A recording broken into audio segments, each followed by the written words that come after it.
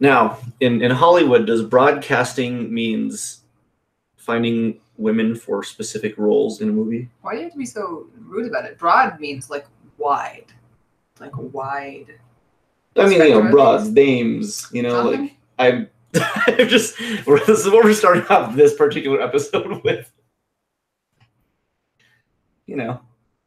Dudes from New York, Jersey, the Upper East Side. Like, what is the demographic of people that most commonly use the word broad to describe a woman? Every man in New York. Is it? In what, like, not now, no way, but like in what era, time? Like in 80s. In the 20s? 80s, most of I thought. I don't know if, I thought like broad was like an 80s or 90s thing. Yeah. In New York. I was in New York. Every man said. Every man, every single one. I think Dames was before then. I mean, Dames still sort of held on. I don't actually know. I just heard it a lot when I was a kid in the 80s. In New York. In New York. When I was a kid in New York, in Albuquerque. I see. So what we're doing, hello, ladies and gentlemen, people of the interweb. Right now we're doing a little pre-show banter, even though the show has started. Pre-show. Yeah. Pre-show, now at the show. The pre-show banter was what we were talking before you pressed start. Nope. Well, I mean, the show hasn't officially begun. It's on, but like we're gonna wait till it gets started. If you want to get a couple more people in here, we're gonna have a very extremely important conversation this evening. Yeah, I think so. And I'm extremely glad that you are here with me tonight. Thank you. Even though you're actually here with us most nights, you're just sitting over on the couch. So tonight, Ariel is actually taking a top spot as Michelle is on a sabbatical, if you will, a hiatus. She's got some stuff going on that she's taking care of right now, so she may be absent for just a little while in the Blue Lady universe.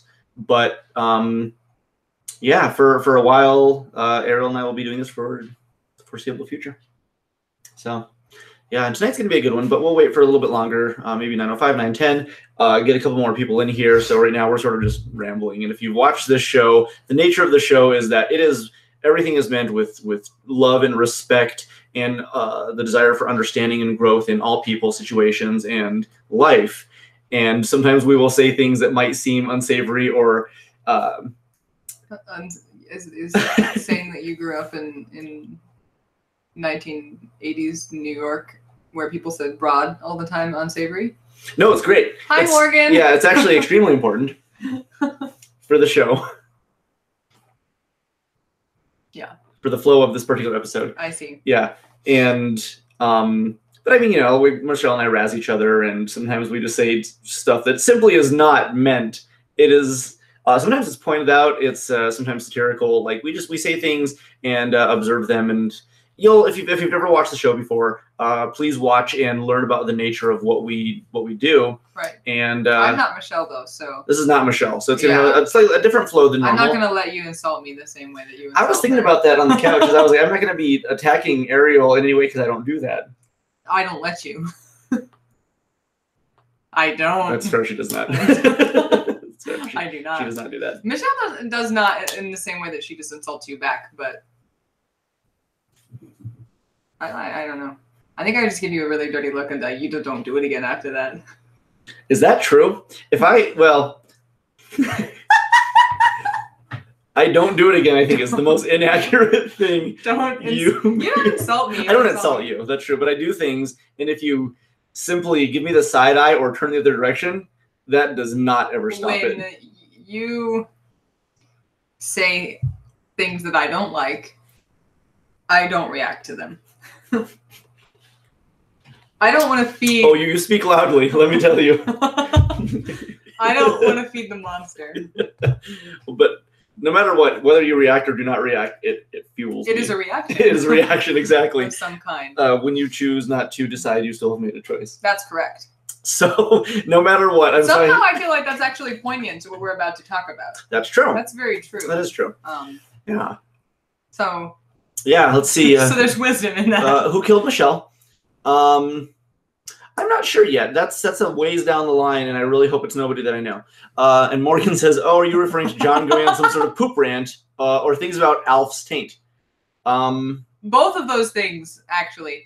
What's great is I don't know if either of those have really come happened, up, but they will. They could. They've been prompted. at any moment. The universe has given us. So thank you for that, Morgan. Exactly, donating to the cause. You know what happens actually is that John says things that aren't funny, and I actually don't think that's ever happened. John tells jokes that aren't funny. John makes puns that are not good, and wants me to laugh at them. And he does this thing. He does this thing where he says a pun and he goes, like he looks at me, he's like, laugh at me. I'm waiting. It's so funny. And it's either not necessarily to get you to laugh, but to get you to, if you side eye me, that's just as funny to me. It's basically I'm rewarding myself. Okay. Yeah. It is. And the only thing to do is to not look at him for 20 minutes. Which also makes me laugh. Therefore, I am in a constant state of winning. Okay. Oh, good. I love John's puns. I don't. I think you secretly do. I give you them sometimes. Like sometimes you say something that's good, and then I'll be like, I've said some that weren't even good, and you've liked them. Well, people have bad taste sometimes. I know. We're working on that. Oh, you've got bad taste in men. The Johnversations. I have bad taste in men. That's actually true. Well, and we'll be discussing it. That's also part of this conversation. Yeah. It's interesting how it all flows together. Oh, and we had 8 people in here already. I think this is we could probably actually get started on this whole thing. I know, me. My rolly chair. Yeah. That's okay. Get out of my way. Okay. I'm sorry. I don't mind. I'm going to slightly turn the camera. There we can frame us. There's a person over here. Or Zangief, that is. It's a Russian man. Do you know any Russian men? Russian men? Besides Zangief. Maybe. I don't know. Well, you might. Okay. So anyway, hello everybody and welcome to the Blue Lady Podcast. This is our first cast, I believe, of 2018. We didn't do it last week, did we? No. Okay, I was going to make sure that I wasn't like ruining everything. I don't think so. I don't think so either. What happened last Thursday? I don't know. Yeah, something. We both OD'd on morphine. I'm dead. Yeah, both of us. So, no, this is our first podcast of the year, and the premise of the podcast is it was started with Michelle and I about 2 years ago, and she is a psychotherapist, psychoanalyst, addiction counseling specialist. She's got like a whole spectrum of input and understanding of the world, love, kindness. She really pulled me out of a funk years ago, and so we started this podcast. And since meeting Ariel, Ariel has been sort of present for many of the podcasts and has now sort of become regularly integrated with a whole amalgamation of understanding and input and scenarios and situations and stuff that you can speak to that I simply cannot, and even some things that Michelle is familiar with but has not personally experienced. So it's actually a really great complimentary addition to have you on the show. And because Michelle can't join us right now, we're having you speak tonight. And this is going to be a really big one, I think, for a lot of people for a lot of different reasons. Maybe. I hope so. I think because any conversation that we have, if people aren't able to relate to it, they need to hear it. I think that that's true. Yeah. That's certainly true. Like to simply garner an understanding of people, and if an experience is not personal to you, to understand that somebody's experience might be more paramount to everything in their life than you will ever know. So to give your best semblance of understanding during that. Our experiences make us who we are. Mm-hmm. And we're both brought here with means that were difficult for us and unsavory and complicated and painful. But they both led us to a place where we are now in the same room and madly in love with each other. That's true. So that's kind of exciting, Life life finds a way. Jesus. Rick is here. Rick is here. Hello, Rick. Hi, Rick. Hello. And it's great because the way we do these podcasts as well too. If you're listening to this through the podcast app on iTunes or Podbean or any of those kinds of things, is you're listening to the aftermath. But we record these live with a live conversation chat window, and anybody is free to chime in at any point or talk to us. You can even text us or message us, and we have a lot of live conversations. And sometimes an entire podcast episode will be dedicated to one person having a back and forth with us. Yeah. Or sometimes we shoot the breeze and people will sort of, just throw in their own anecdotes. And sometimes we've even had phone calls where we throw the phone down here on speakerphone and talk live with somebody. We can do it anonymously. We can do it, really actively where people are aware of who is speaking. And there's a lot of different ways that we can do this podcast. So if at any point you feel like you want to communicate with us or give us some input, we will absolutely read it. We can read it out loud. We can throw it into the conversation. So anybody who's listening to this, postcast can feel, the conversation from all angles. Yeah. There you go. That. You're so agreeable. Not normally. You're so egregious. Yes. That's accurate. I'm awful. Are you? Yeah. Name one awful thing about you. I don't put the toilet paper on the correct direction. All right, you did it. You named arguably the one awful thing. Awful, yeah, it's truly deplorable. I don't do that on purpose, and I don't think I do it all of the time. That's the thing, is it's inconsistent. Yeah, I don't pay attention to the direction I put the It's simply like it's a coin toss, whether or not it goes on correctly. And now the parameters have been established, let the egregiousness begin. Y'all are both awful and I love you. That is awful. Yeah. We're referring to the toilet seat thing. So toilet paper. Toilet paper. That's true. Toilet seat occasionally. I forget to put the toilet seat down. Our cat fell in the toilet because I didn't put the toilet seat down. And usually that's a problem that I hear a lot of men do not do. A lot of women complain about men not putting the toilet seat down. Nope, it's me. I lift it up so I can pee in the bowl accurately. I leave it up because I'm like legally blind at night. I can't see in the dark. And so if the toilet seat is up and I go into the bathroom like at night, because we have the little nightlight in this, it makes it easier to see. It's just easier for me to go to the bathroom. That's fair. I mean, I can't fault that. But then the problem is, I just told you all way too much information about me, and I'm sorry. Right, yeah. But the problem is that the small cat, or Larry, or Miles, Larry tries to drink out of it. Tries to drink out of it, or one of them falls in. Freya, the tiniest one. Yeah. So anyway, what I'd like to start with, and I mean, if you want me to sort of, I mean, we can, prompt the conversation, sort of lead into it, ask you questions, because a lot of what happens when it comes to you recanting a very personal element, recalling a very personal element of your life in a big, long, huge post, which you just put on Facebook 3 days ago. I did. The way it happened is we actually were in here.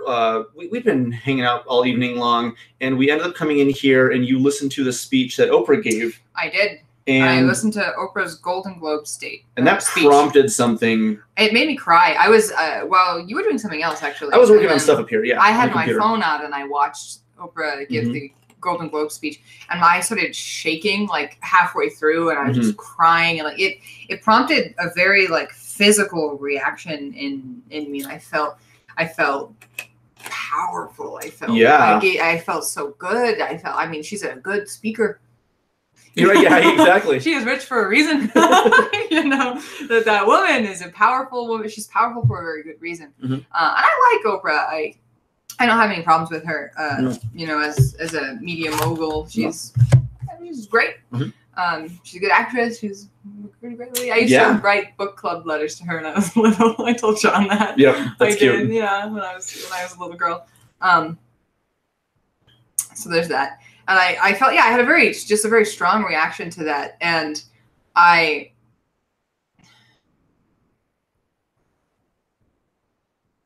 it was a strong, good reaction.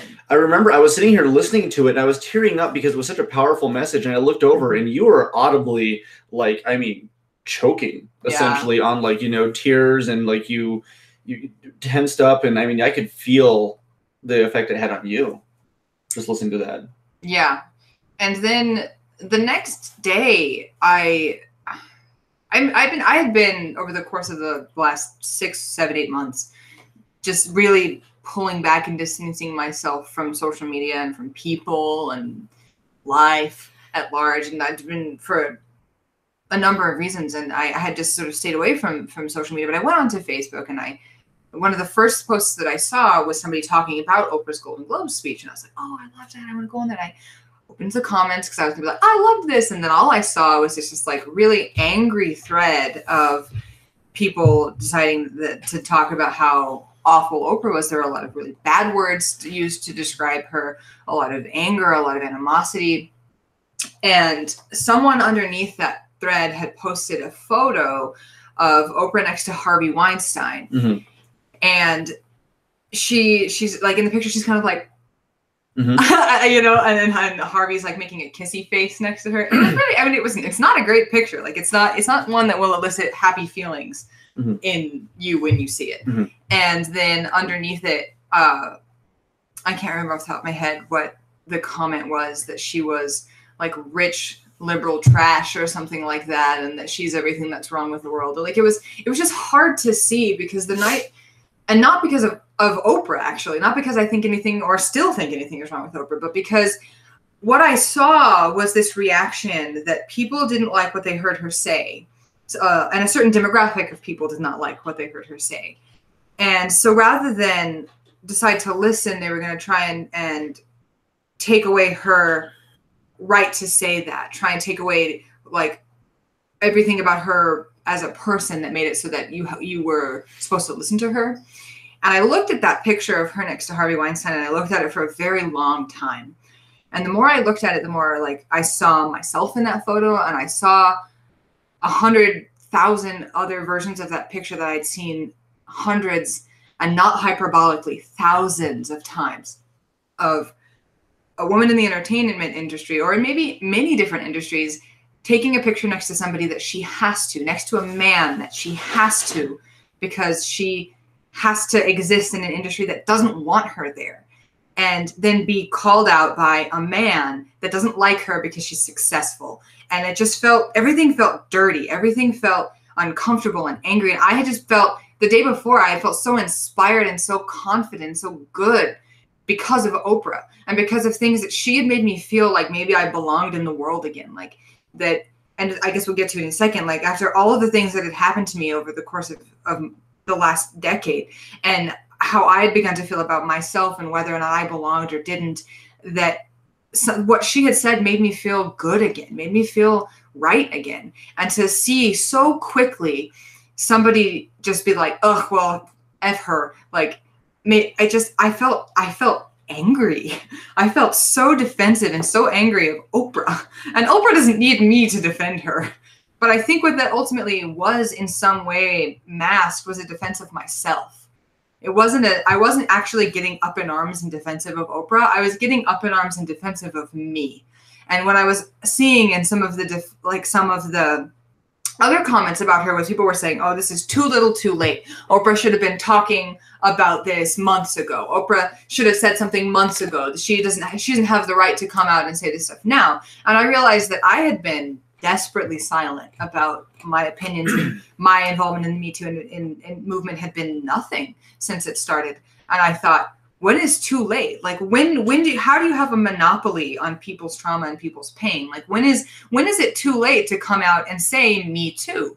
And when is it too little? Like when has a person been through hell and back and doesn't have the right to come out and say their piece? Like when is it too little and too late? And I found myself getting like my stomach just twisted in a knot and angry and defensive of Oprah, when the truth was I was actually getting defensive of myself. And by the middle of the afternoon to evening, I realized that what I needed to finally do was say something, and say something for me finally, because I hadn't done that in 10 years, and not quite 10 years, it's been about 9 years. But like I had never said anything, and there were tons of people that knew me. That most people, if you know me and if you know me well, you know something happened, and you may know somewhere along a degree of how or what happened, and some people know how bad it happened. Some people that post was not a shock to at all. Some people already knew. Some people already completely knew. Some people, some of it knew. Some people so it was degrees of shock. For some people, it was a complete shock. For some people, it wasn't a shock at all. So it was like a variety of that. But because it was such a spread of how much people were aware or weren't aware in my life, and since the 99 percentile of people on my Facebook had no clue, it was a huge sort of pulling back of the curtain, and of me to be able to say, this is what's happened to me in my life. So I guess thanks, Oprah. I don't know. Yeah. Not even thanks Oprah, but thanks angry people on Facebook. Because they got to prompt you because you had been silenced in every single way that she was, and there's no. I don't even have words. It's ultimately more complicated than that. Like, I don't even have words to even express because my viewpoint is completely limited and even foreign on many levels. And all I can do is just say like what Morgan is mirroring right here. Yeah, there's a lot of comments. Morgan pops in and says, "It continually staggers me how frequently women are made to feel powerless and weak. How much awful has occurred. I think it is awesome that you're saying something here, Ariel. I'm glad you're in a place." And with people you feel comfortable discussing this, and thank you for doing so. This is an extremely important thing. And with the podcast, when it's generally Michelle and I, who talk back and forth, tonight I think there's going to be a very large focus on simply listening to you. Oh, thank you. That's very important. I want to have a discussion. And we will. I definitely already said quite a lot. And I don't know how many people here will have read that or not have read that. Sure.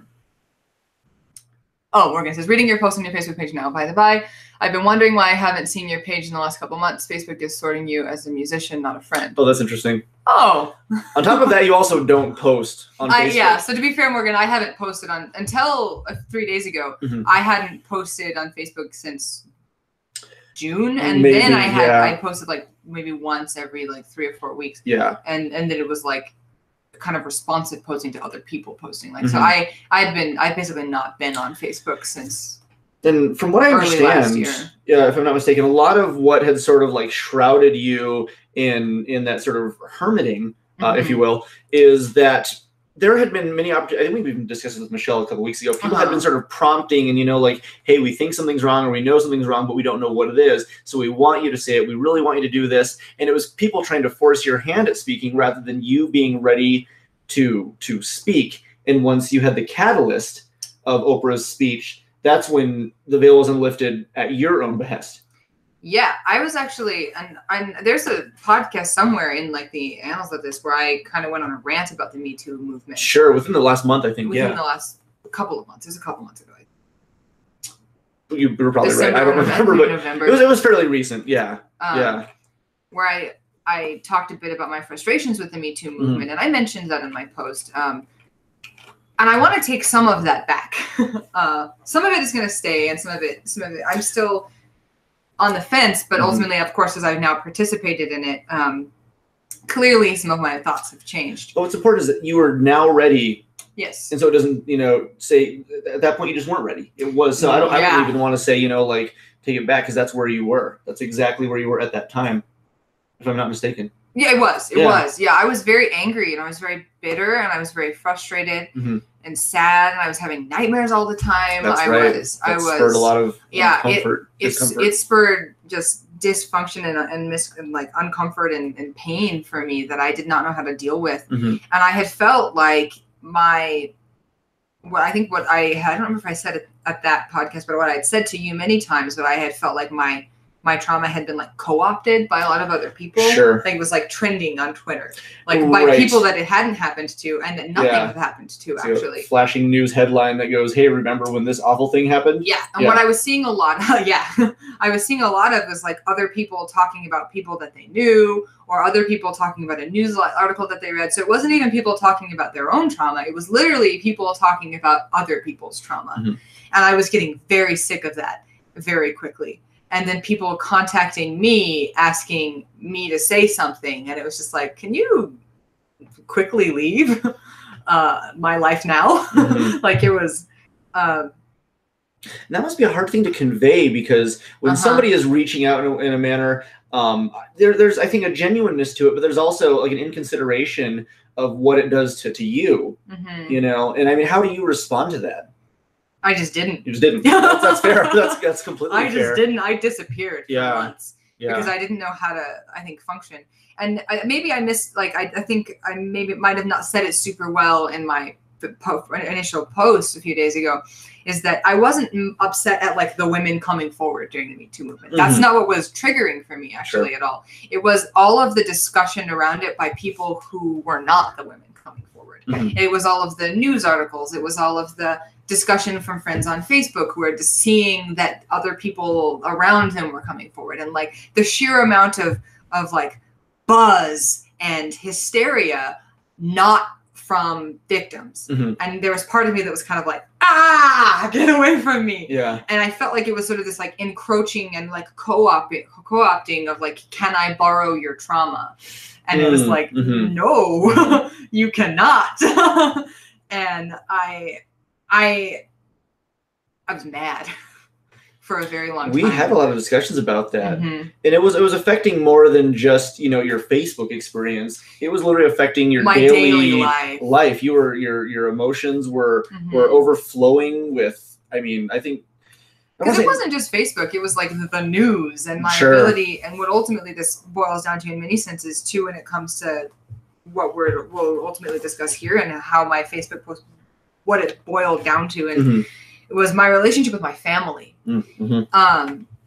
Has to this point, in a sense, completely deteriorated, because they would also watch the news and they would see the news and they would sort of galvanize their opinions based on what they saw on Fox or what they saw, which is what they watch, and how they started seeing all these sexual harassment cases and all of these and their opinions started becoming very radicalized in one direction that was not where it had been before. I think that they had never really been like in a place that made sense. And then this Me Too movement just pushed them very forcefully in a bad direction. And all I saw was, without my ability to do anything about it, this hashtag Me Too thing come in and just push my life out from under me. It became like a negative branding. It did. Yeah. It did. And there had been many years in my life, actually, where I felt a lot more in control, actually, over my emotions and my thoughts of how I felt about what had happened, and how I was able to maybe even reach out and help others, and like how that affected me than the last year. Times when I would volunteer at domestic violence shelters, and times when I would work with other women, and like times when I felt like I was in a position to be able to do that. And whether or not that would have been better, I was maybe like, had I been in a better place, is not, I mean, it's all conjecture now, because I think from the position I'm in now, I look back at that and of course it would have been better if I had been where I'm at right now. Yeah. But you needed to be there. It doesn't matter now. It's the past. Yeah. But I think something about the way that this movement sort of swept across social media and swept across media, across the news, and across sort of like an epidemic of not just affecting like young people on Facebook, but also my father and my mother, and were they still alive? My grandparents would have seen this, because they watched the news, and it wasn't as simple as just like, are you a trendy kid that goes on Twitter and sees hashtags? It didn't work like that. This was a movement that came in, and it touched everyone that I knew, and it made it so that I could not just choose not to participate. And as the year went on, as much as I desperately tried not to participate, I started to realize I didn't actually have a choice, and I did not like that. And the more that I realized I didn't have a choice, the more that sort of mirrored what lack of consent feels like in the first place. And it all felt needless, for lack of a better word to say, it felt very rapey, and I didn't like that. I've never liked not feeling in control. And there's something deeply ironic, actually, about a movement about consent being not really consensual to the people that are having to experience it. And I don't like that. And so there are still things that I don't like about the Me Too movement. But there are things I think that it absolutely stands to help. There are things that I think that it will do well, that I think that it is doing well. It's not perfect. I don't know another way to say that. Says you felt trapped. Yes, I felt very trapped for months. And I think that had I always just continued to feel trapped. I would have never said anything, and I would have still be in that place where I'm not talking to you right now. Mm-hmm. And there was something, the ability to be able to speak because I wanted to speak is what's made me feel where I'm at now, where I feel there's a life that breathed into me that I have not felt in 9 years. I feel like a completely new person after this. I feel so good, and it shows. Like your physical demeanor, your energy. Like, I mean, it feels different. Mm-hmm. It feels, I mean, tangibly different. It's incredible. And you've always felt wonderful and fantastic. And I mean, you know, the reason I want to be around you all the time is because you're the most delightful person. But it's sort of like, you know, taking a shower after a really long time. Yeah, you I've come been out filthy of it for quite refreshed. a long time, and I just took a bath. I can see that. I mean, even today when we were driving in the car, I was just like, you feel like you are much happier. Yeah, what I described to you, and I described to my best friend on the phone even today, is that what it was like for the past 9 years is that after the initial incident in 2009, which I'll go ahead and slightly recap, is that in 2009, there's a man that I knew, and knew very well, actually, as often is the case with episodes of severe violence, who raped me, beat me, stuffed me in the trunk of his car, tied me to a pole, held me at gunpoint. Multiple times I was raped, actually. I was videotaped by his cousin. I was threatened with dogs. I was watched by some of his family members. It was, well, I guess it was his cousin. This was what meant the case. I had his brother. So I was, it was bad without making it too inappropriate for your podcast. No, yeah, that's like, it was some of the most horrific sexual violence that can happen to a person. And what we were saying even to the other day, like, had I not found a way to get out of that situation, I would not be alive today. And I know that, and I recognize that, and I feel consistently blessed for the life that I have outside of that. And so that went on for 4 months. And when I got out of that situation, I still had to see that man all the time, because he was someone that I knew, and the people that I knew, and was in the place I went to school, and the place that I worked. And I had to be around for over a year after that incident. And the kind of like life Tai Chi that had to happen to make existing work wreaked havoc on my nerves, on my ability to exist. I started drinking myself into oblivion on the constant. I did a lot of drugs. I made a lot of very poor choices. And I started not understanding how to relate to people.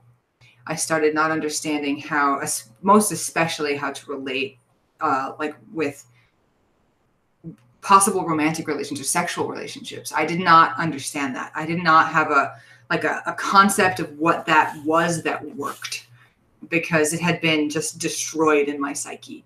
And because I did a lot of bad things to my body, because I drank a lot and I made a lot of poor choices, it opened the door for a lot of other people to come in and do a lot of bad things to me over the course of a number of years. And that does not mean that I deserved it. That does not mean that it is my fault. But it also, I do recognize that, like, nobody made me drink those drinks.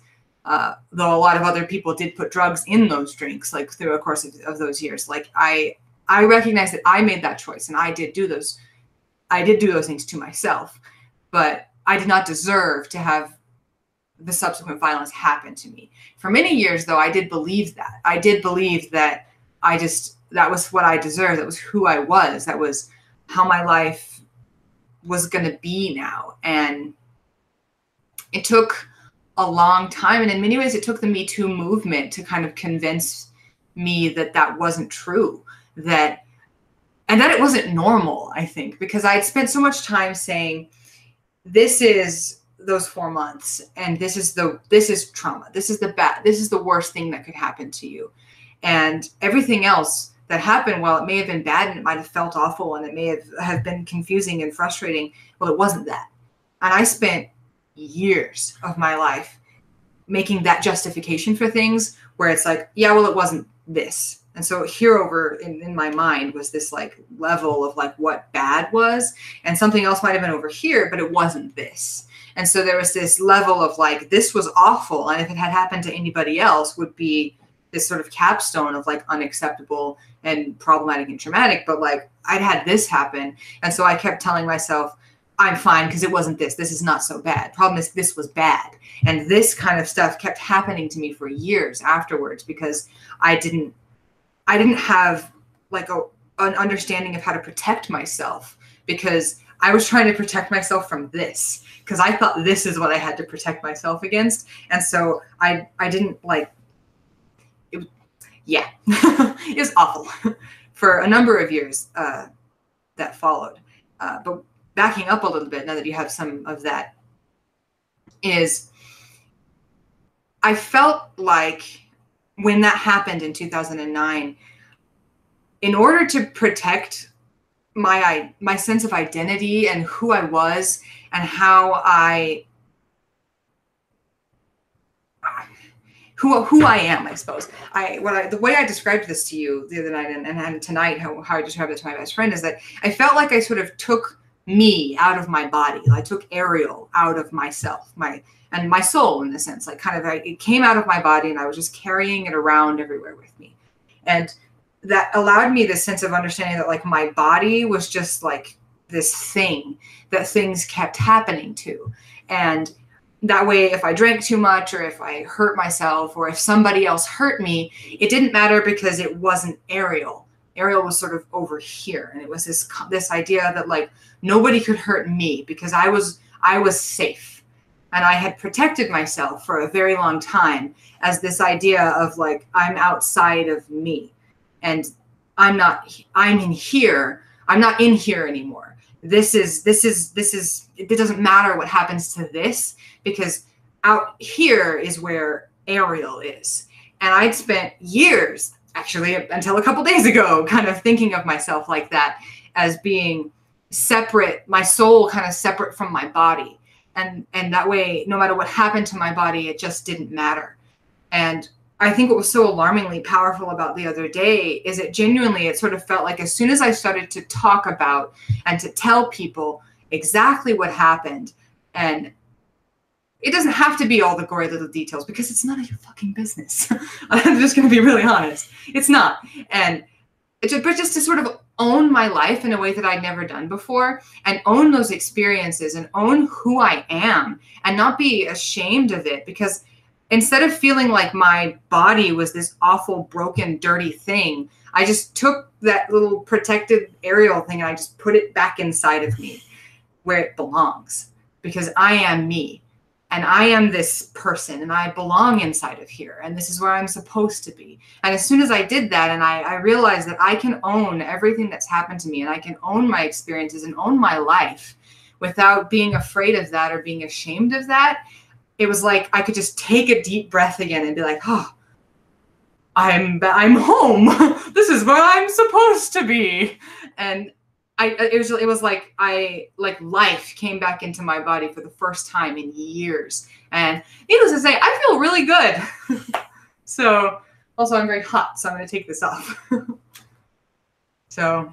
You overheating? Yes. This is, for the record, I mean, I'm not to derail the magnificence and importance of what we're discussing. You are rarely hot. Yeah, I can like see my face getting red. In the video. Yeah, it's a lot for me to. Well, also when you're passionate, it definitely like physically. Yeah. But what an incredible, thing, and there's just still obviously more to talk to. But as you were speaking, sort of towards the end of this segment right here, I had seen a handful of posts from many women that I knew, talking about how they simply allowed things to happen because they thought it was normalized, because they thought that's how it was, because they'd been treated like that so often by so many men that it simply was like, well, I guess that's the cost of life, that's the cost of business. It does start to feel like that. Yeah. And we had even had a discussion the other day about, there was something, we were in the car talking about something, and a doctor, I think, and how a doctor says something that has never been asked to me, but was asked. Oh, yeah. Never. I've never. What was it? Was it? Oh, like, have you ever considered that you might be faking it? Right. Okay. So you went to a doctor at one point, and we were just discussing a whole bunch of things. I've also been prescribed sugar pills by a doctor for acne before. Well, I don't even know. It's but basically not being taken seriously by doctors, and some women doctors, I think, but also a lot of men doctors. And mostly, I've never been talked to like that by a female doctor. Well, that's good, at least. I wasn't entirely sure, but also proves more of a point as to you're simply not believed by default because you must be faking it. You must be, for some reason, trying to entertain the idea that you're bored and need to do something, so you go to the hospital.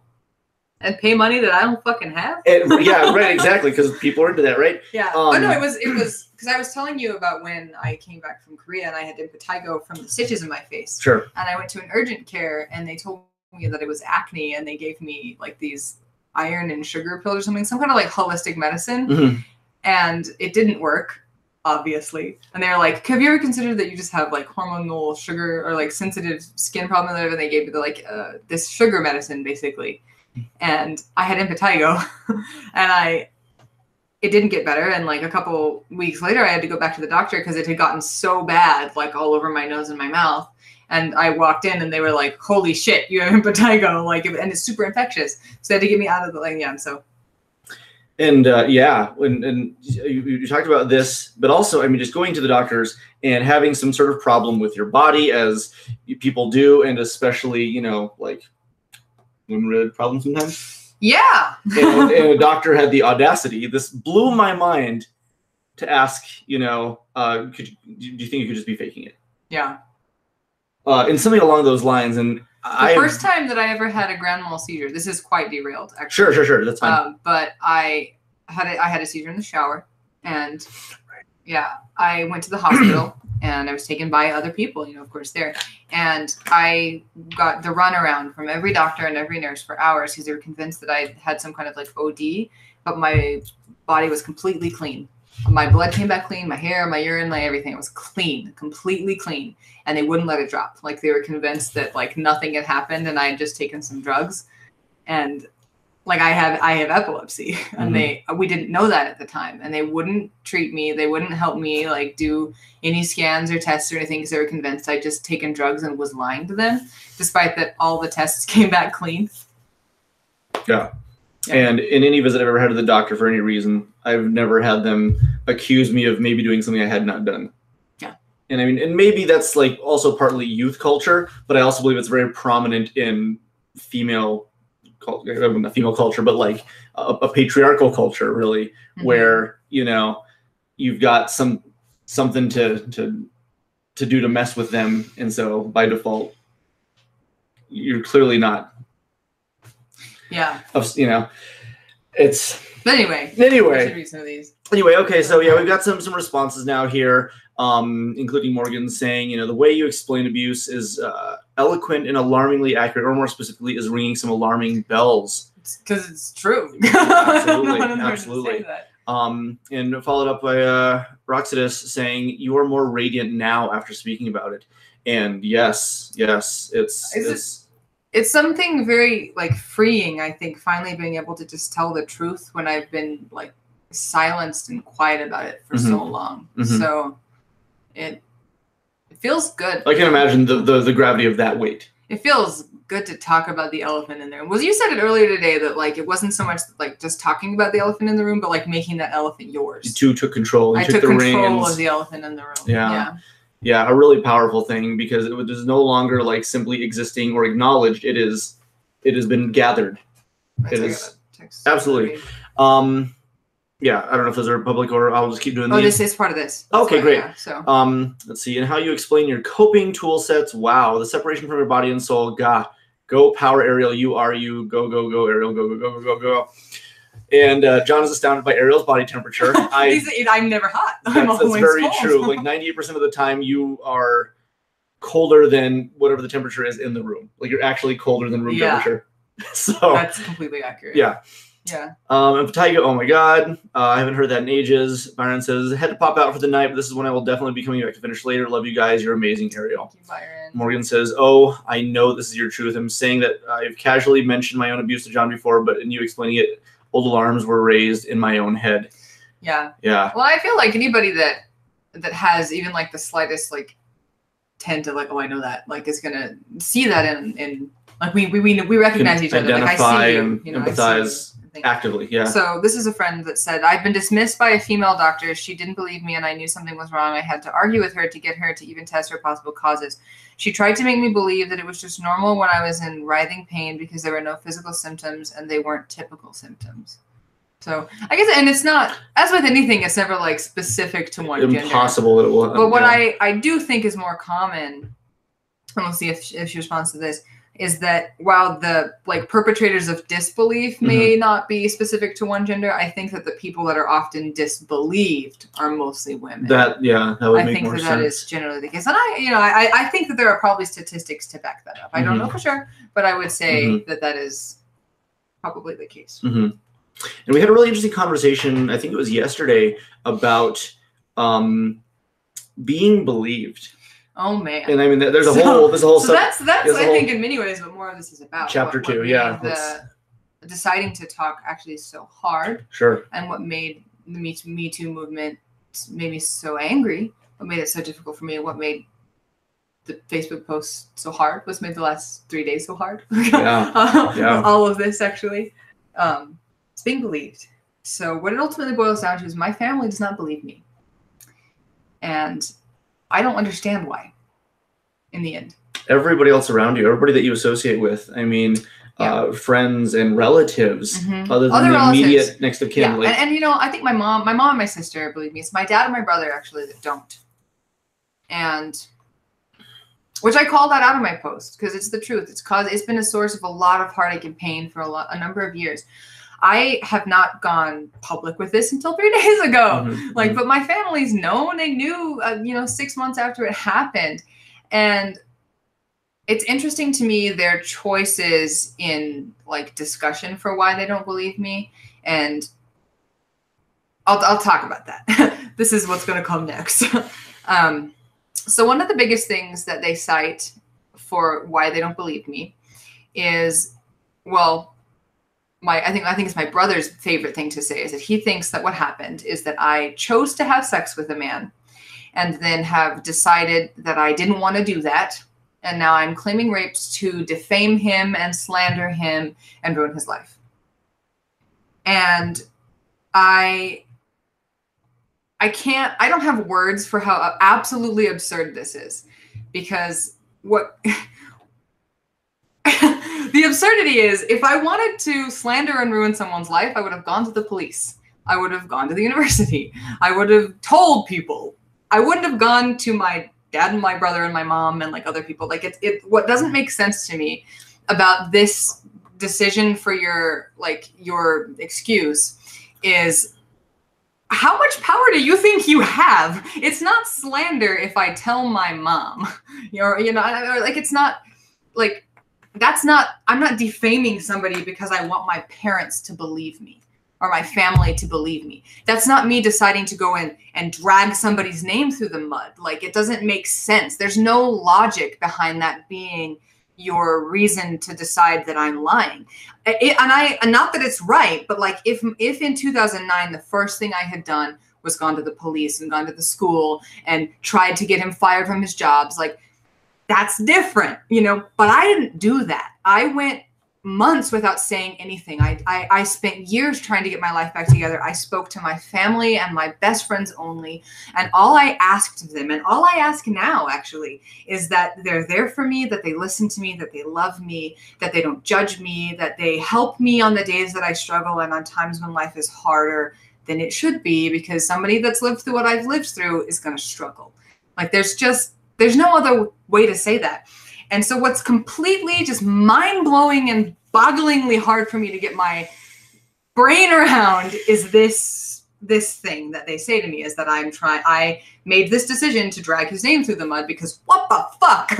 Like, I've got nothing on that one. Like, it just does not make sense. It's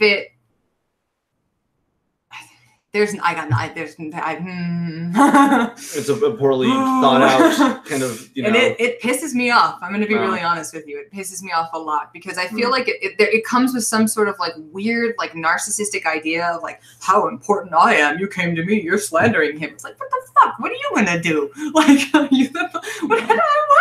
Like, I don't get it. I don't get it. And the other big one that gets brought up a lot, and I've talked to a couple people about this actually. And as anybody who's ever been through severe amounts of trauma will understand this completely, is that it is really hard right after something bad happens to just go to somebody, talk about it. So I didn't do that. And one of the big things that they cite is that my story has changed over the years. And the only people that cite that are like my dad and my brother. And then through them, some other people in my family have said that to me, that's what they say. But no one else that I've ever talked to has said that. What they always end up telling me is that like every time I talk to them, they learn more about what happened. It's not that the story is changing. It's just that every time I feel comfortable, they get more of the facts. They get more of the story. That's not a story changing. That's me deciding I can say more. There's a fucking difference.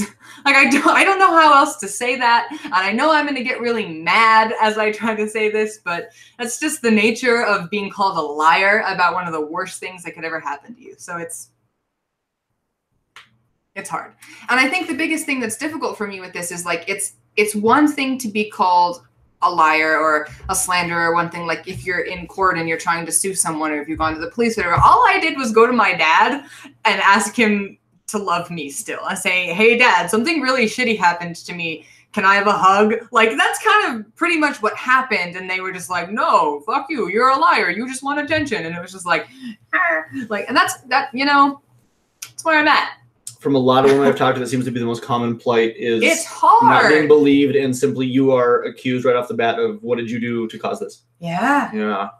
Yeah, and and I'm not saying that it's right for you to be called a liar if you go to the police or anything, but there's something about that to me that just makes a little bit more sense. Not that it's right, because it's fucking not. It's not. It's just that in my mind, I feel as though I could rationalize that better than the last 9 years of me trying to get my family to believe me while having told no one else and having sought no repercussions. Mm-hmm. Like all I wanted was them to just be there, and they just won't be. And so it's been exceptionally difficult, and it has culminated in ultimately that we are just, I guess, not going to talk to each other anymore. Oh. And it's not, and the thing is, I love them dearly, and I forgive them. I want them in my life, but I'm at this point where I cannot continue to sacrifice my sanity, my stability, my dignity, my truth for whatever it is that they're going through to make them be this way anymore. I cannot do that. And I should not have to. No, never. And that's what I have to say about that. One of the big conversations that we had that I think puts it in perspective, hopefully for a lot of people, in terms of one of the concepts that got thrown out a lot was innocent until proven guilty. Oh my God. And we had a very good conversation about this with a lot of parallels that people need to consider, and the objectivity of the truth, which is if you are innocent, you're innocent. If you're guilty, you're guilty. Just because you're not caught doesn't mean you're not guilty. Yeah. And so, yeah, something about this, and we had a good conversation about this, as you said, is that there's something about like objective guilt and not subjective guilt. Mm-hmm. So I think what happens is that my father and it gets really, when he says this to me, when he says innocent until proven guilty, he's watching too much Fox News and he's getting really caught up in like legal jargon. And he's thinking like, if I were to take one of these people to court, they would, in the eyes of the law, be innocent until proven guilty. And because of the circumstances, particularly surrounding the person in question regarding the 2009 incident, I'm not going to take that person to court. I can't. Unless myself and everyone that I know wants to nip in witness protection, it's just not going to fucking happen. So I guess they're innocent? No. Like if you murder a person, I'm gonna make this really simple, okay? Yeah. If you murder somebody and your ass never gets caught, you are still guilty. Yeah. Like it doesn't work like that. Innocence and guilt is objective, not subjective. Yeah. In the eyes of the law, maybe whatever. But like the fact of the matter is, if you steal something from a store, but you don't get caught doing it, you're not innocent. You still stole it. Like if you beat somebody up, but somehow get off, like don't get caught doing it, or they don't press charges, you're still guilty.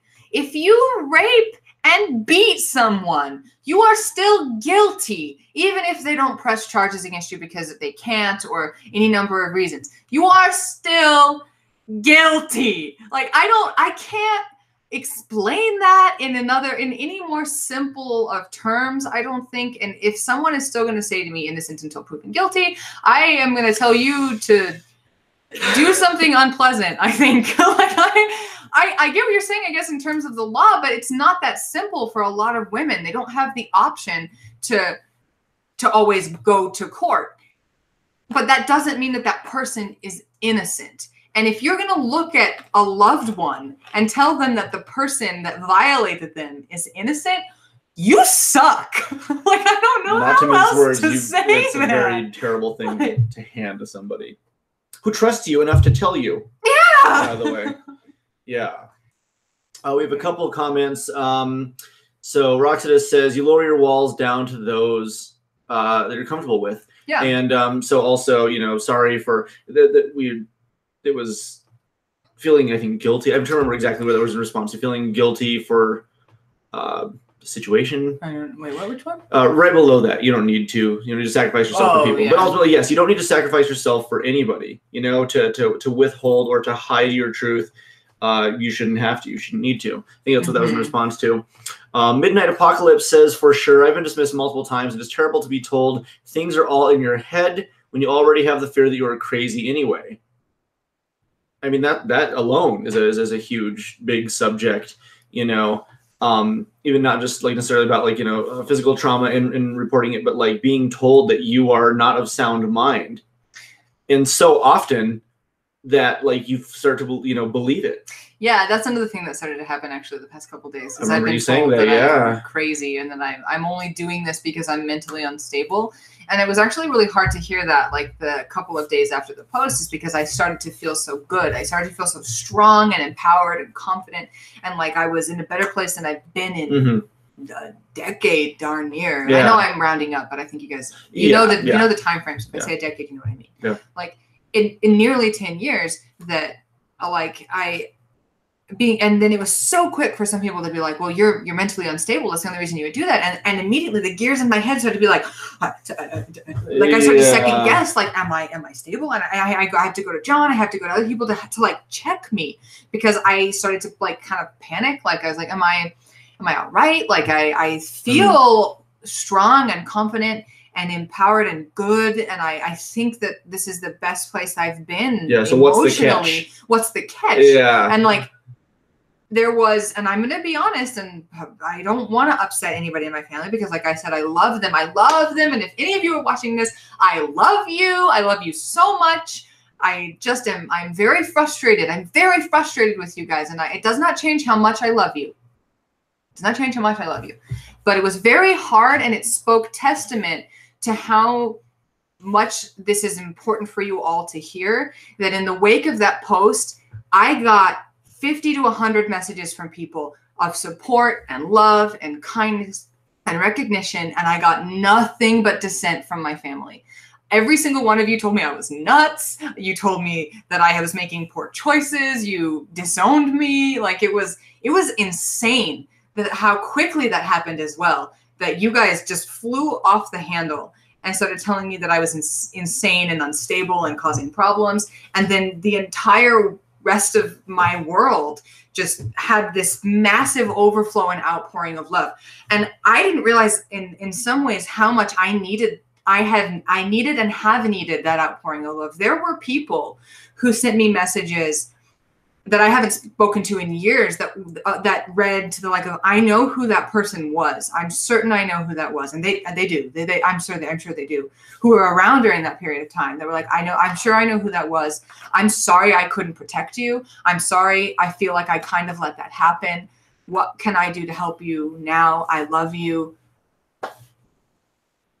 you know, like it was this kind of like recognition. They said that they respected any decision I had towards silence, and that they would be there with me towards whatever it was that I decided to do going on in the future. But that, like, just that little tiny apology that was like, I'm pretty sure I know who you're talking about, and I'm sorry. And it was like just a couple of texts from people I haven't heard from in 9 years, and it was just like my heart just started to grow in a way that I needed that. And to try and take that away from me by calling me insane that's wrong. It's immediately dismissive. It's saying you are brave enough to say something that you have not handed to just everybody. If you were just, you know, screaming willy-nilly in the streets what you thought and what you felt until somebody heard you, you didn't do that though. Yeah. You were very selective. You were very cautious. You were very almost protective over the situation and very exact, very deliberate. Yeah. And so for you to be so calculated about who you trusted enough to hand that to is the least insane thing I could think of in a situation like this. Yeah. You know? You should read some of these. Certainly. So Midnight Apocalypse says, for sure, I've been... we read that already. They followed up at the bottom. Plus, you haven't released his name, so you aren't even dragging his name to the mud. That was the other thing as well, too, is you've been extremely careful to I have to be in this situation. I have to be. And Families Are Strange. Sorry, slightly behind. Totally fine. We still thank you for watching and, you know, participating and, you know, throwing your... And I know who that is. So and she knows my family. So she knows how strange that they are. That's fair. That's fair. Yeah. Morgan looks like he's heading to bed. Oh, yes. Hope you two have a great conversation. I look forward to more conversations like this in time. Nothing but love and acceptance. Thank you, Morgan. That is... in a concept that we had sort of like gone through as it came to you being sort of pushed away, you know, was that if you are not going to, if you know, don't hurt people, you know, and if you don't want to, you know, participate in being involved in the conversation and the discussion, because it can be a very scary and daunting thing for some people, and I do get that, but don't hurt people. Find a way to help them, and whether it's simply, I will be here as sanctuary for you to simply be around, because some people don't know how to act, they don't know what to say, and people aren't obligated to give, you know, something specific, but simply to be there to listen and to love you regardless goes such a long way, and that helps people more than you can possibly express. Just being there, you know. Presence. And there's been, I'm sorry, continue. Oh, I was saying that, but that's also part of like just the number of people that sent me the "I'm here for you" messages, and that's part of it. Just being there. Sometimes just like adding to the number of people you feel like are in your corner, it makes you feel stronger. It makes you feel more like you can get through something. Yeah, solidarity and simply knowing that somebody is around for you. Is a huge thing. Yeah, absolutely. Yeah, and it's.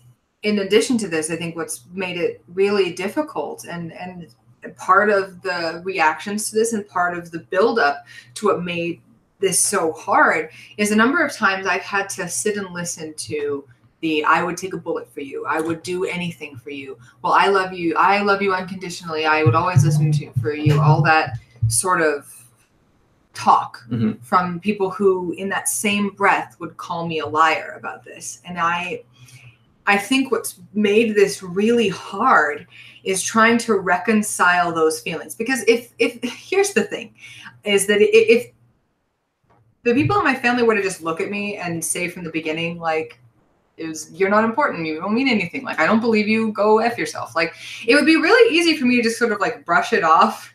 Like, if someone were to say, like, I don't care what you think, it's not important, I don't believe you, I can let that go.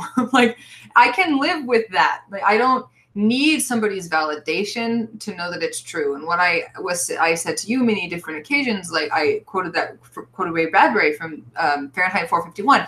Truth is truth to the end of reckoning. Period. Yes. Just because you do not believe me does not mean it's not true. Truth by definition cannot be wrong. Yeah, it does not take away.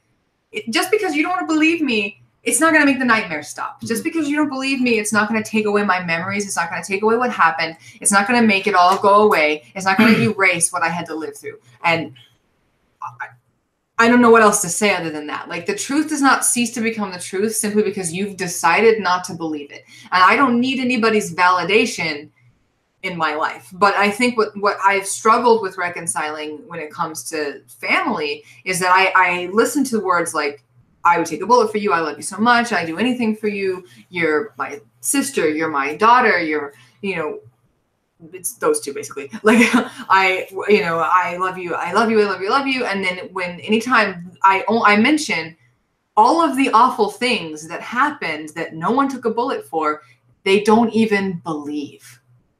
And I'm not asking them to have taken a bullet. I'm a strong woman. I got through that just fine. Just fine. Yeah. Well, you're here. I'm here. You're here. Yeah. I'm here.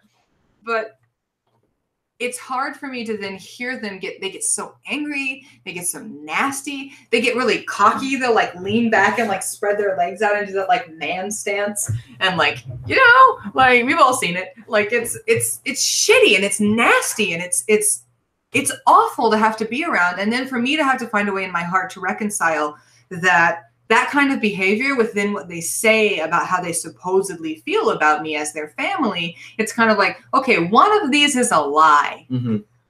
And I'm starting to think it's this one. Mm-hmm. I'm starting to think you don't actually care about me. You don't actually love me. Because if you're stuck with this is not true. And it's hard for me to let go of that because I've just been like desperately clinging to thinking that I need it, that I want it, that there's nothing more in the world that I need than them to love me. And letting that go. And my best friend was the one that told me that what's happening and what I'm going through right now is grieving people who are still alive. And I'm caught up now in what's in like the bargaining phase of that. And I'm in my head making all of these excuses for like, what could have gone differently or what I maybe could have said to make them believe me or, but it shouldn't actually have to matter what I say because the truth is the truth. Mm-hmm. And it doesn't have to, I don't have to make them believe me is kind of where I'm at this point, and stepping away and letting them just be what they will is the only thing that I can do. One of the most interesting things that I had read is that when a message is given, it is far less important how it is received and more important about how it is communicated. Because what you choose to say and how you choose to give it, it comes from a genuine part of your soul that you are basically breaking off to hand out for those purposes. And everybody's going to hear it differently. So what you just have to do is say it to the utmost truth that you contain. And that's as far as it can go. Because once it has reached beyond you, you are out of control of that. That's a very hard thing to come to grips with, because we want people to listen and love and believe, and some simply will not.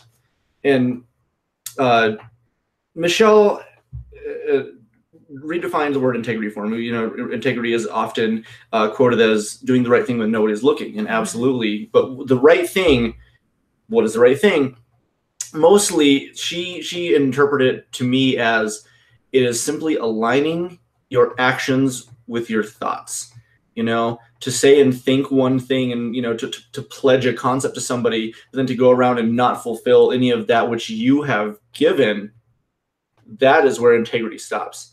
If you want to say something, then follow through. I have a friend and I had to, move a couple years back, several times actually. And every time I would talk to him, he'd say, "Hey, what are you doing today?" And I'd say, "Oh, I'm going to be moving." He says, "Don't call me because I don't want to help." And I was like, that's fine. Because it's not that he didn't like me or he didn't, respect me or he wasn't one of my best friends. He didn't want to lift heavy things, and he told me straight up.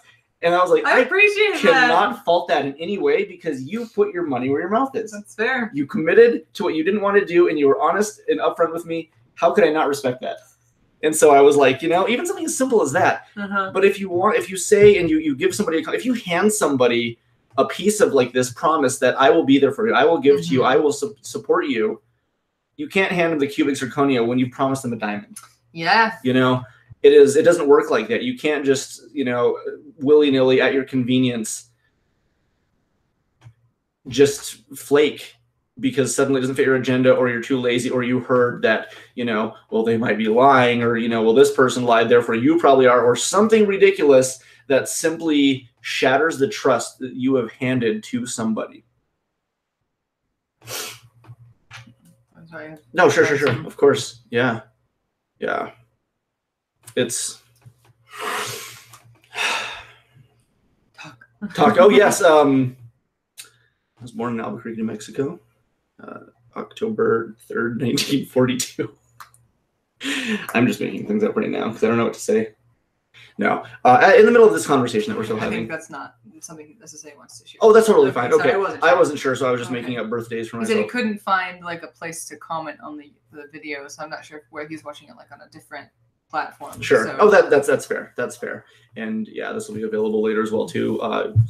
Just watch. Archived here to watch if you want to, but also we'll be putting it on our podcast site, which I believe is Blue Lady Podcast at Podbean and iTunes. But anyway. Mud Arcade, hello, what's up? How's it going? That's my friend Marcos. He's a patron of the other store. Oh, very nice. Fighting game enthusiast, loves his Xbox, is a good man. Good dude.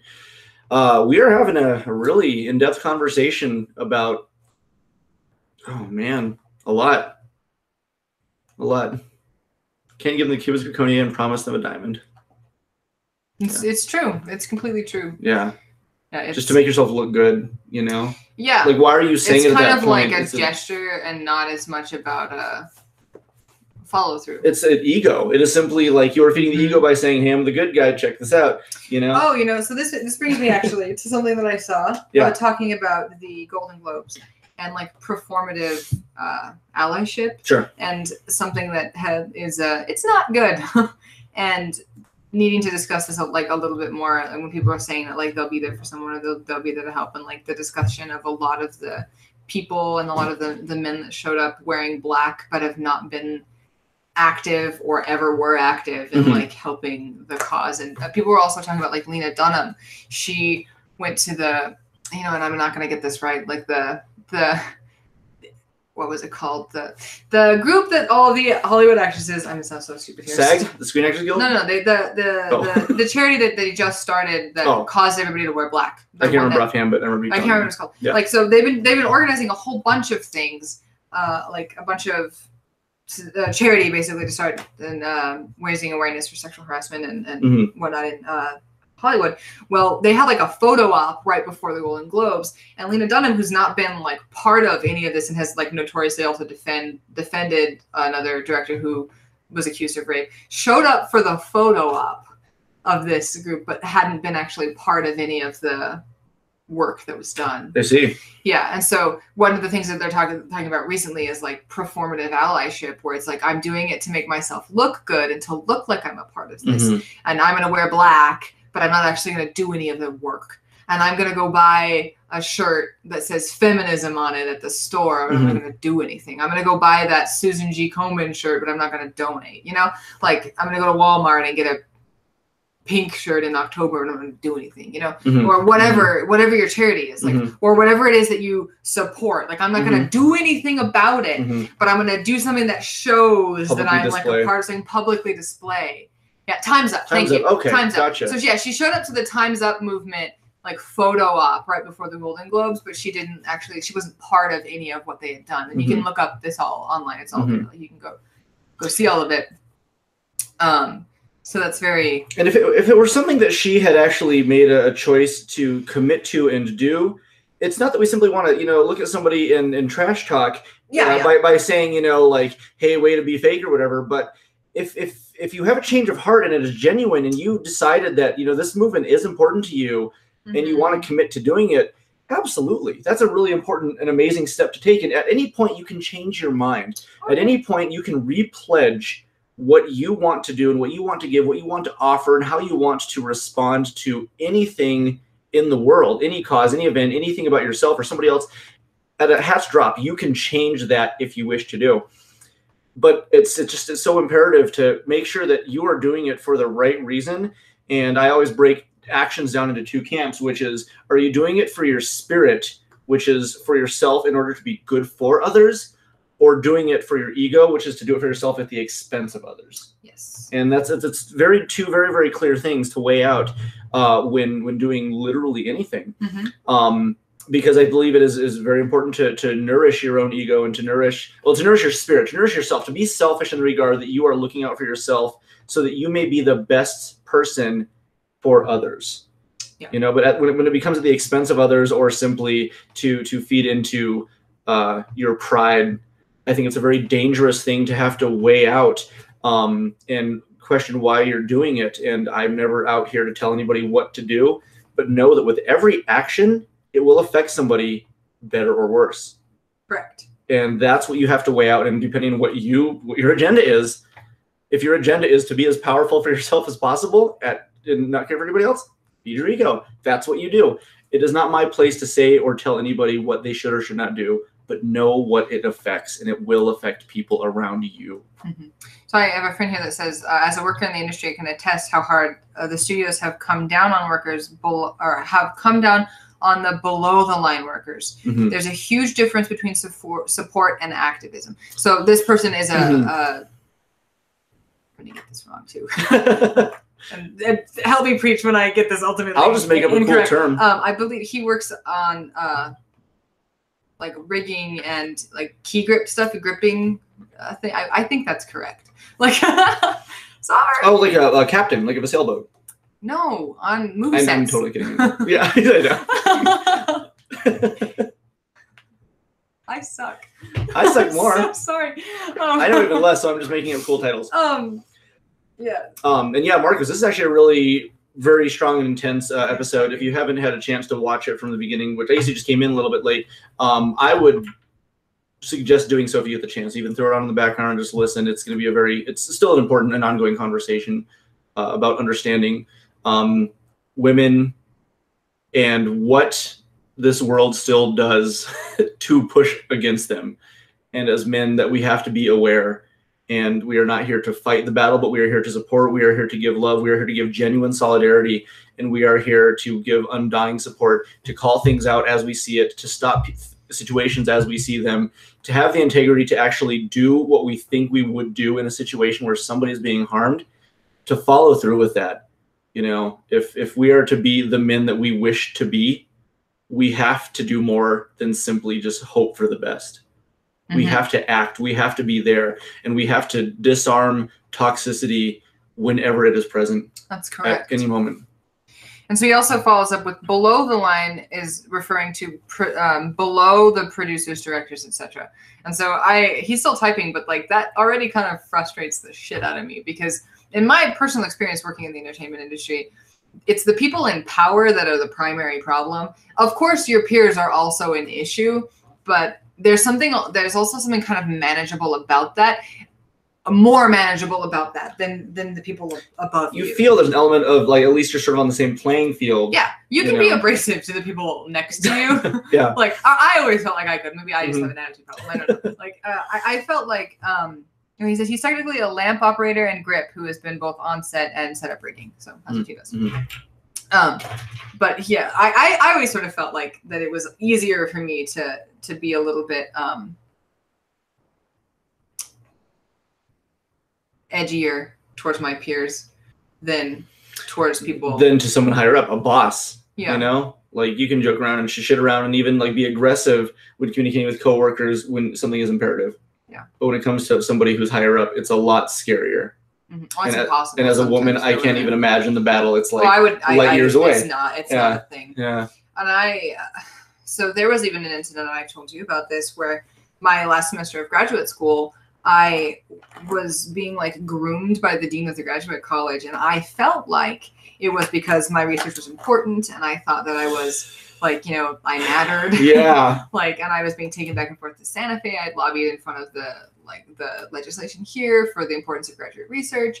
And then I found out after a couple of months that it was all because he wanted me to do free modeling for the university, like as advertisement. Well, which I didn't do because I was pissed. So I think you met my friends, Jonathan and Lex. They're some folks I know they live in Las Cruces. I feel like they've been to the store a couple times, and you might have met them when they've come up from Cruces. They might have been there on Switch launch night. Mm-hmm. And they actually came by the store today, and we were hanging out and talking and shooting stuff. And so my friend Lexi shows me her phone, and she says, "Hey, look at this picture." And she just took a picture of herself this morning. It was like a nice, portrait headshot, talking about, hey, I'm doing this with like microbiology or something like that. And so this dude inboxes her on her Instagram. Hey, I'm also really into microbiology. You're really, really hot. And it was just like, yeah, that has to stop. Yeah. That is simply, you are just looking for any reason. And it doesn't even matter at this point. Like, it's inconsequential. Oh, you have hair follicle? Me too. I really want to go on date with you. And it's like, it's become so asinine in terms of people's approach and what they're trying to do that it's, you know, you have this incredible research paper. I cannot wait to see what kind of things you offer to her. And it was good. It was about like music and language and fantastic. The fact that like we learn music the same way and in the same like neurological like store receptors in our brain that we learn language. And it was fascinating and smart and it was important. And I guess I just am pretty.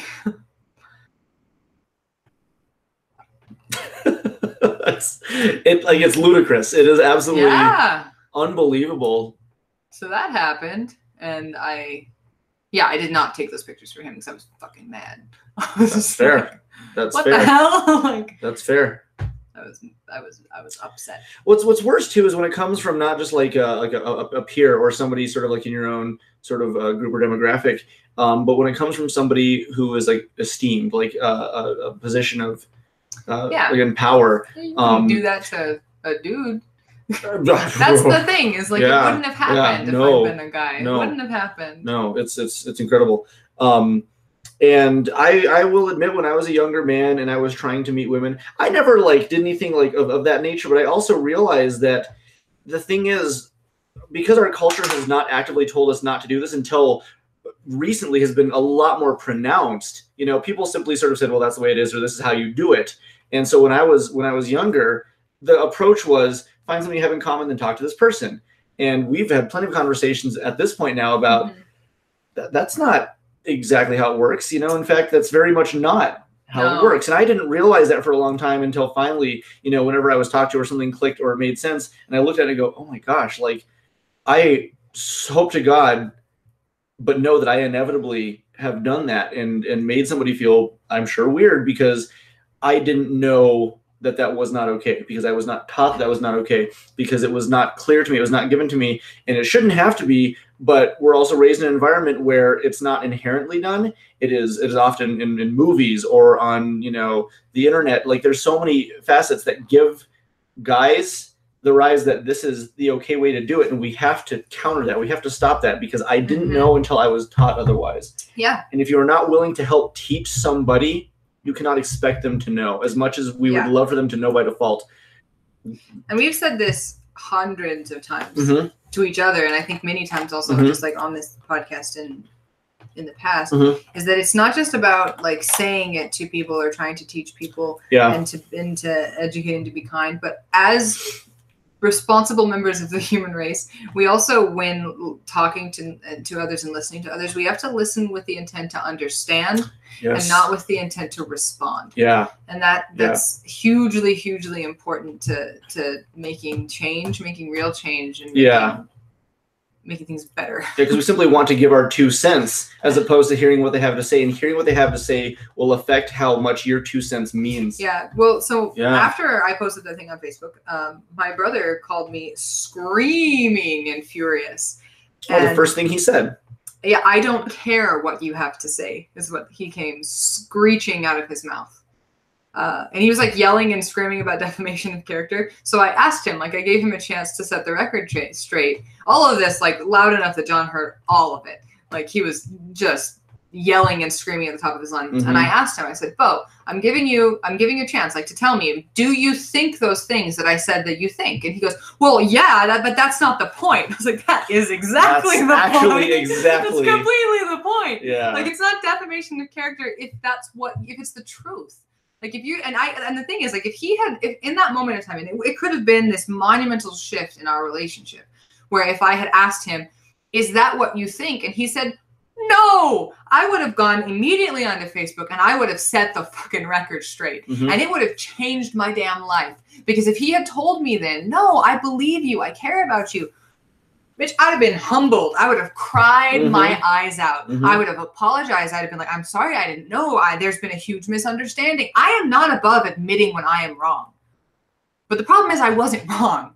And he was screaming at me on the phone at the top of his lungs, calling me all kinds of names, yelling and making a huge scene because I had said the truth. That's a problem. That's a huge problem. And then had the audacity when I said, Bo, do you want to hear what I have to say? He said, no, I don't care what you have to say.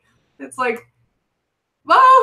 Then there's nothing to be, then why are you calling? Yeah, why are you calling? What did you have to, what do you just want to cuss me out? Yeah. And then I hung up. So he called me no less than 4 times. And before I stopped answering. No. And it's just like, what? I don't understand what that serves to do. Like, if you don't want to hear where someone's coming from and what someone has to say, and you're not trying to understand, what are you doing? What are you trying to do? No. I don't understand that at that point as well. No. I'm not. But especially when you say, do you believe all those things that you said, or would you change all those things that you said? Is what you said accurate? Yeah. And he says yes. Then that's it. I mean, what more is there to be said then? Yeah. And I very much understand how you would love to be humbled and wrong and be like, let's change it. Let's set the record straight. Yeah, I want nothing more. There's nothing more in the world than I want. I want to believe it, but I don't want people to know that I believe it. Yeah. And it's like because that's ultimately what it was. Yeah. Is that he was trying to tell me that that's what I think, and that in some way there was like a guilt, like he knew that that's not what he was supposed to think, or that he was supposed to say because it made him look bad, but he didn't want anyone to know that. And it makes you look bad as saying that. Yeah. Just don't say it. Don't believe it. Don't think it. Don't think that. Yeah. Don't do that if it's bad. And if you know that it's bad, don't do that. But there's nothing more in the world, like I said, that I want than him to come to me and change his mind. Set the record straight. My heart is open. I love my brother to death. And I want that to be clear. I want the air cleared between us. I want to bury the hatchet and not in either of our backs. Like I want that to be okay, but I cannot do that. This is out of my hands at this point in time. Like I can't be the one that fixes that at this point in time. Like, it can't be me. No. Which sucks. Yeah. And you can only go back to try to make amends so many times before you're finally teaching somebody that if they act terrible, you'll fix it. yeah, you'll fix it or they'll get away with it. Yeah. And this is, that this is helping people, is letting people drown. And having to walk away from somebody that you love very much is because loving them doesn't mean destroying yourself in order to keep them happy. Yeah. And a quote that I've also thrown around thousands of times is, to betray yourself in order to not betray another is the highest form of betrayal that there is. Correct. You have to be your number one so you can be the best for everybody around you. You have to be number one for you.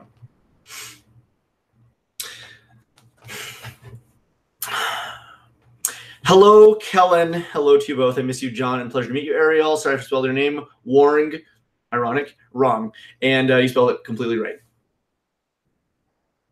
So. Sorry, I'm asking someone to explain something. That's okay. Someday he will learn.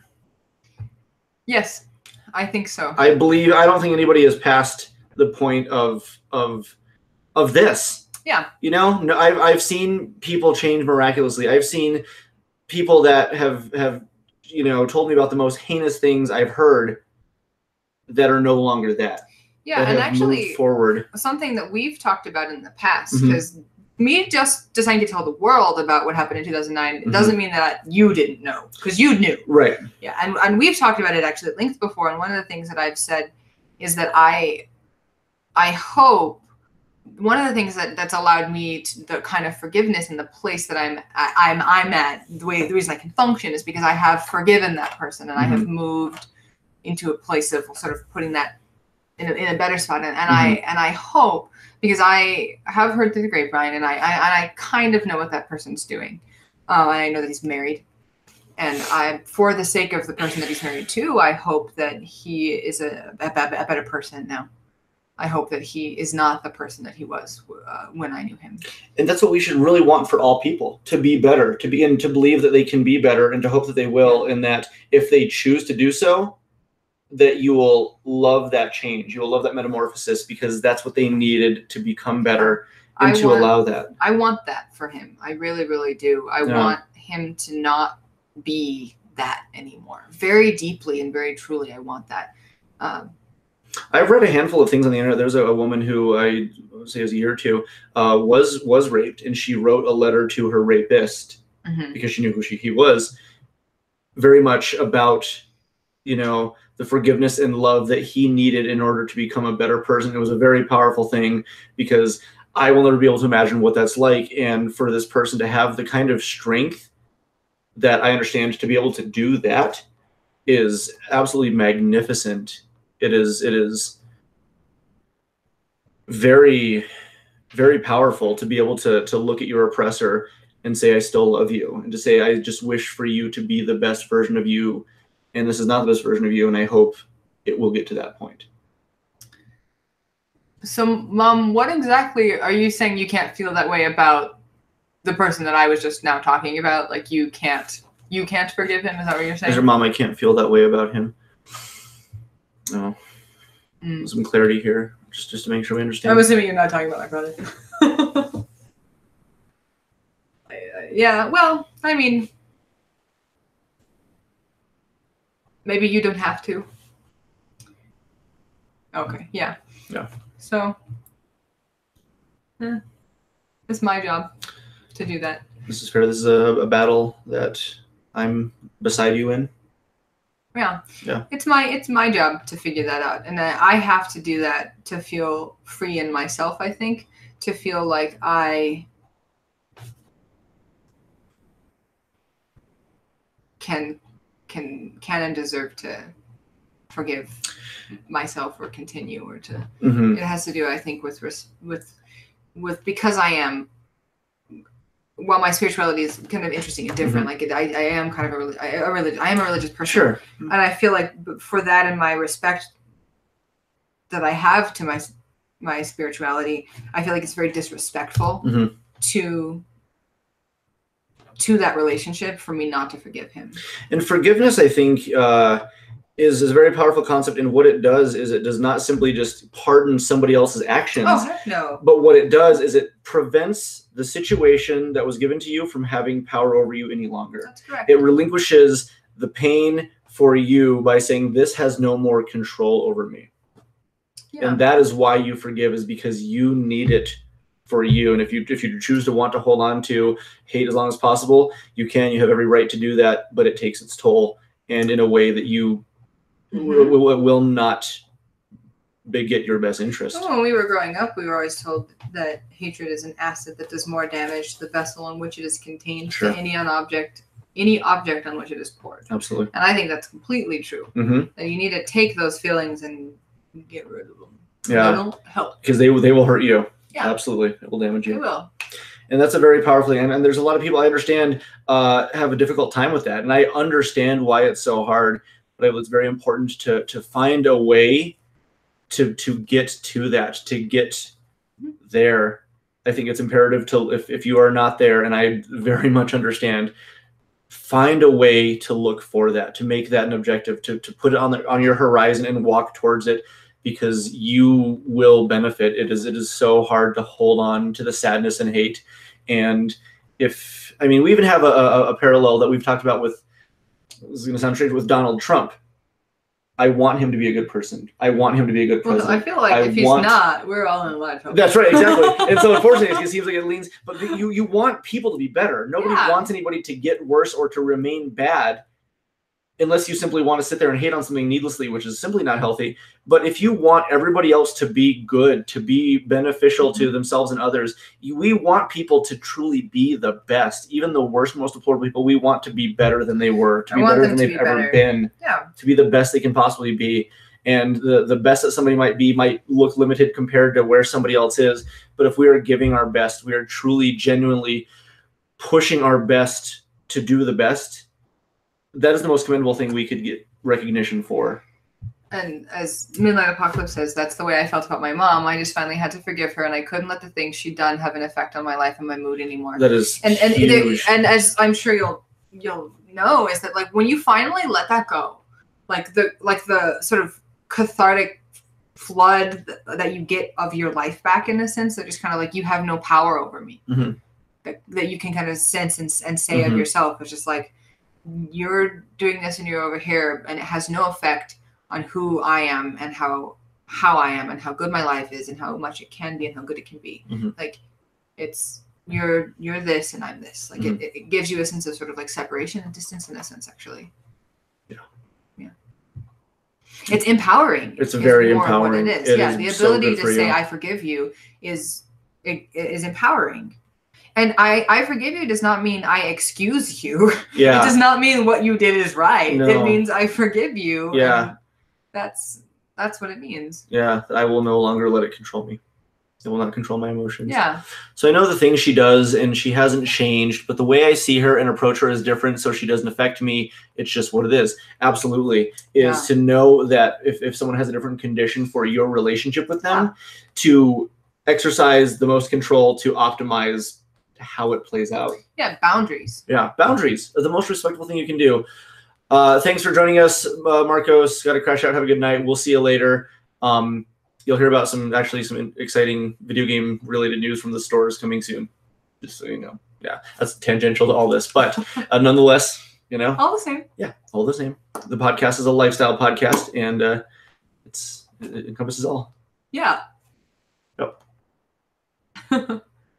That's correct. I'm very proud of you, by the way.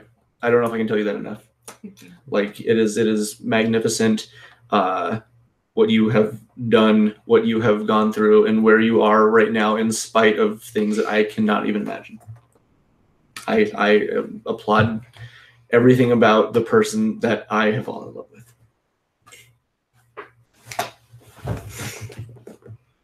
More than anything. I'll never be able to fully express this to you.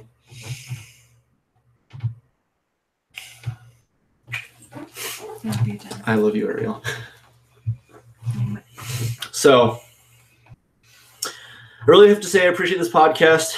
I need it right now. And absolutely, that's the timing on these things is really incredible. I've had a lot of podcasts that have happened with the other hostess, Michelle, and I've had people that come to me with specific issues in their life, and they say, I've been having a really hard time. Can I talk to you?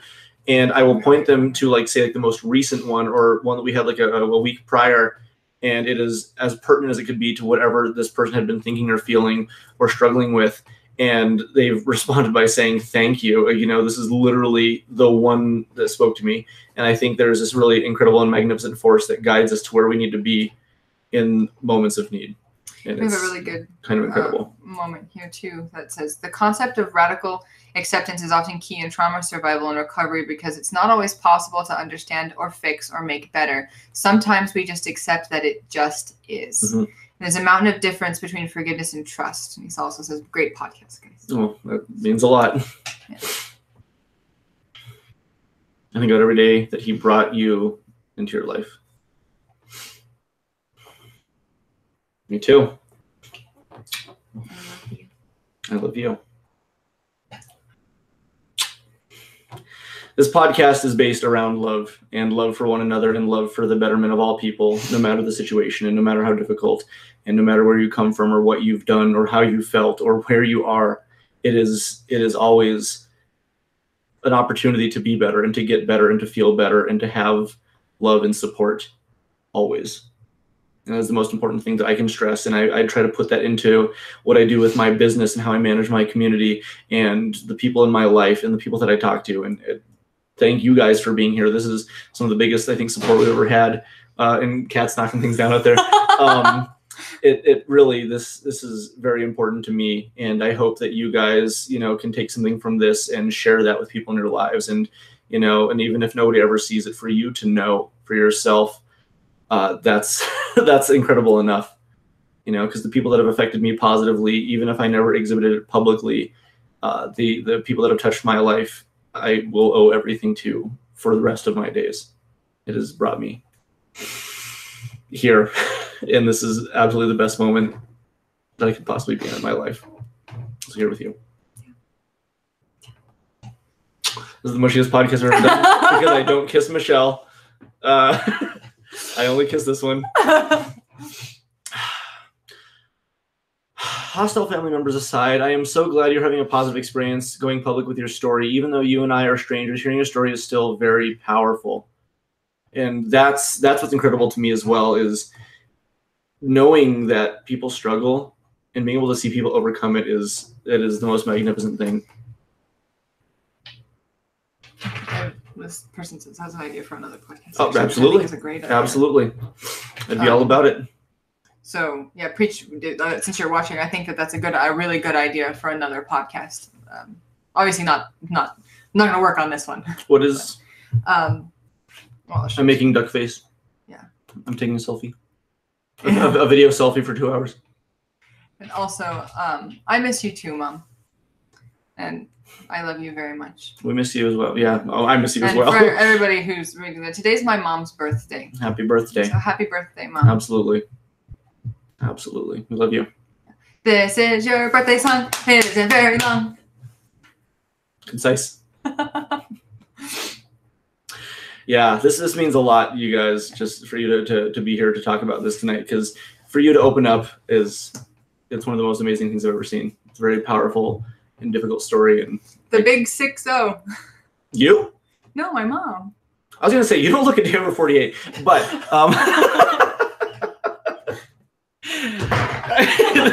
podcast over. Yeah, we're deleting this one. I'm 60. Well, happy birthday. You also actually don't look like a day over 35. You look actually only a year older than I do. So, just for the record. Yeah. In fact, I think you're a year younger than I am. It's really strange. Oh, so yeah. You know how old you are? Do I know how old I am? Yeah, you said they were 35 and she's a year younger than you. Yeah, so I think she's actually... Yeah. Yeah. I'm 36, so she looks 35. Yeah. I'm almost 37. Well, I'm like halfway there. Like you just halfway to 37. No, that'd be... kissing butt, John. Maybe. And Kevin, yeah, this has actually been a very, very, very big, very important podcast. Michelle's not here right now for a little while. She's sort of like on a hiatus while dealing with a lot of specific things. So for a little while, it's going to be Ariel and I doing the podcasts, keeping on tradition as normal. But I rest assured, I rest every night very well. No, I don't. Rest assured, Michelle will be back at some point, and things will return to Blue Lady normal. But even in the meantime, I think this has been a very good and very powerful session. You know, I think so. I think it's been very good. And I really hope a lot of people had a chance to listen to this and to take something away and hopefully understand sort of, you know, the position that people get put into, women get put into, and what we can do to confront it, in that you are not alone if you are a woman or a man who has felt these kinds of things. You know, yeah. It is not exclusive. It's just a lot more common for women, I think. But yeah. And even I've, you know, undergone like a handful of things that have been unsavory, not nearly to the degree you have, or any women that I know, but it's happened.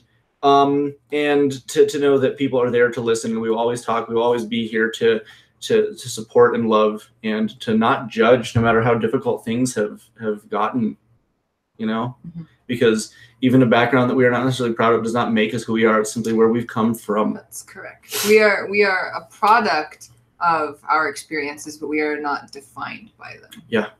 Yeah, we are simply here because we've gone through them. Yeah. Necessary failures is what I like to call a lot of things, you know, and that actually, that's what I compare the Wii U to, because we needed the Wii U to fail the way it did for the Switch to be born.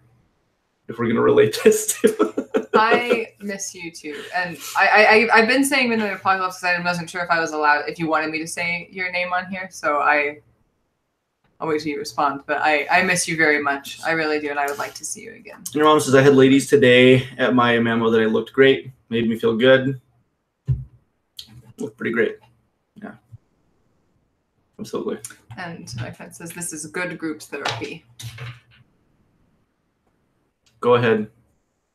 Leslie. Wow. Okay. This is a good group therapy. Yeah. We've had, I mean, some really active discussions before, not just where we're sitting there talking about, you know, a back and forth between us, but we've had therapies that have happened here live, you know, with specific viewers and friends and things of that nature, some really important, powerful ones.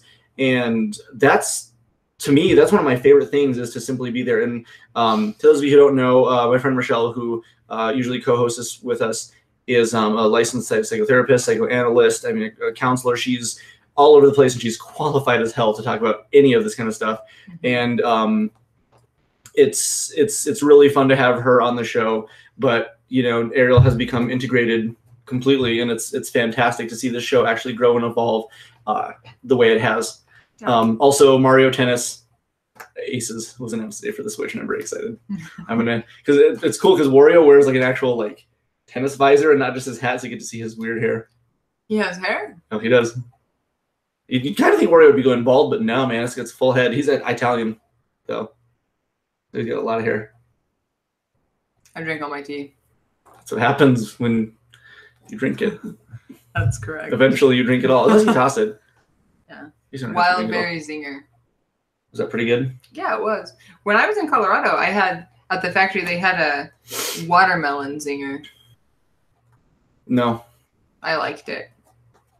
I don't think that's sorry. That had nothing to do with You're it. just but making I just things like up. sharing that with you. This podcast is literally things that don't have to do with each other, and sometimes we just happen upon a vein that works out for a while. I've never seen that in the stores though. Like I've never seen in the stores the watermelon zinger. Can you order it online? Probably. You can order anything online. Yeah. Isn't this a nice mug? It's a nice mug. Very big, delicious. What's fun about the show as well too is actually I think right after we had met, I was having a podcast with Michelle here in the first couple of weeks, and I was having a very complicated, difficult, and tremendous a breakup that lasted like 2 years. I mean, the breakup didn't last years, but like the residue and the difficulty and the pain that I was in lasted for a very long time. And whatever cosmic entity decided to intervene and make this happen live on the show, we were sitting here hanging out, and somebody started throwing rocks at my window, little tiny pebbles to get my attention, and her name was Christina, the woman I was having a difficult time with. And I went downstairs, and I hadn't seen this person in like a year and a half, and it was a whole weird, messy, long thing. But for some reason, she was there, and I don't know why, and it was inexplicable. And I had a conversation with her, very concise, and kind of like, all right, you got to go. And I came back up here and talked with Michelle, and it was a therapy session for the ages, watching me finalize everything with that person. It was magnificent. I don't know what else to say.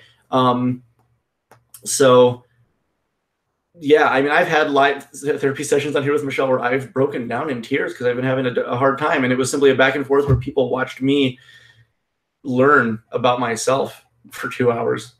Some really incredible stuff has happened here. Yeah. Ariel, how are you human now? Weren't you a Ninja Turtle for the longest time? And that's true. She actually looked exactly like Michelangelo from the 2012 Nickelodeon Ninja Turtle cartoon. Yeah. And your skin really cleared up. So it's actually what I described earlier, Kevin, so you weren't watching, that like what I've done actually to cope with some of the things that happened to me is I took my soul out of my body and I carried around, and this was actually just a shell. Well, I put that soul inside of Michelangelo. A shell. Turtles have shells. Yeah, and Michelangelo is in our garage now. Magnetic therapy. What? Well, that's how it explains how your skin got cleared up. Magnets. Exactly, yeah. The core of the earth. Correct. I'm a lizard person. Just dipped your face into the like Achilles. Dip it right into the core of the planet. Just went insane very quickly. That's fair. If you're invincible, you're probably going to go nuts. Yeah. Yeah, that's fair. That's fair. I can think of actually almost no worse torture other than the shittiest part of your body to get cut by something being your only weak spot. I don't like it. I don't either. Okay. Would you rather? I hate this. Immediately. Okay. You wouldn't take a carrot peeler. To your Achilles? I don't even want to hear it. I don't want to hear it. John, I haven't seen you wear your turtle hat. We got you. It's in the bedroom. It is in the bedroom, and the only real issue is that because it hasn't been that cold this winter, and I am normally very hot, it's very hard for me to wear the hat. But I wore it that day, and I love it. It's very comfortable. Yeah, you did wear it. It is also very warm. And since my body temperature is usually like about 280 degrees at all times, the hat is a little bit rough right now. I could have worn it tonight when we were out and about. It was cold this evening. I was freezing. It was cold outside. For whatever reason, I felt like it'd be a good idea to go outside without a coat in January, and I thought I was going to die. Yeah. I was pretty content. I'm smart. And you were frigid. I'm smart. Yeah, absolutely. Do you want me to go get it right now and model it? Or do you want to go get it? Okay, you know where it is. That way I can also see what the cat's knocked over. Oh, that's right. Talk about something. Thank you for everything you've talked about tonight. I have to teach tomorrow, so I'm off to sleep. Good night, you two. Kellen, I miss you, man, so much. Like, absolutely, I miss you. You're everything about you. Your pores, your hair, your eyes. Really, the eyes, man. Like, it felt great to me today. Rita, you and I actually have the same body temperature, so today being cold was like heavenly. It felt perfect. Yeah, I liked it. I carrot peeled my heel. I skinned myself the first time I shaved. Ow. Oh, well, I'm going to tell Ariel that because she's going to hate it. That sounds awful. I can't genuinely imagine what that would feel like. Probably super duper terrible. I think she found that. Alright, it's just a box of tea. Oh, okay. Of course. I'm glad we keep... Penelope and Revolver are like right out over there. Why did we put it right where they keep knocking it over and over? I know. Definition of insanity? Is that what people say? Definition of badly behaved cats. That's fair. Yeah. Oh, I hate that. When you shave and you nick your ankles or your heels. Carrot peeler to the shin, baby. I mean, either the shin or your Achilles.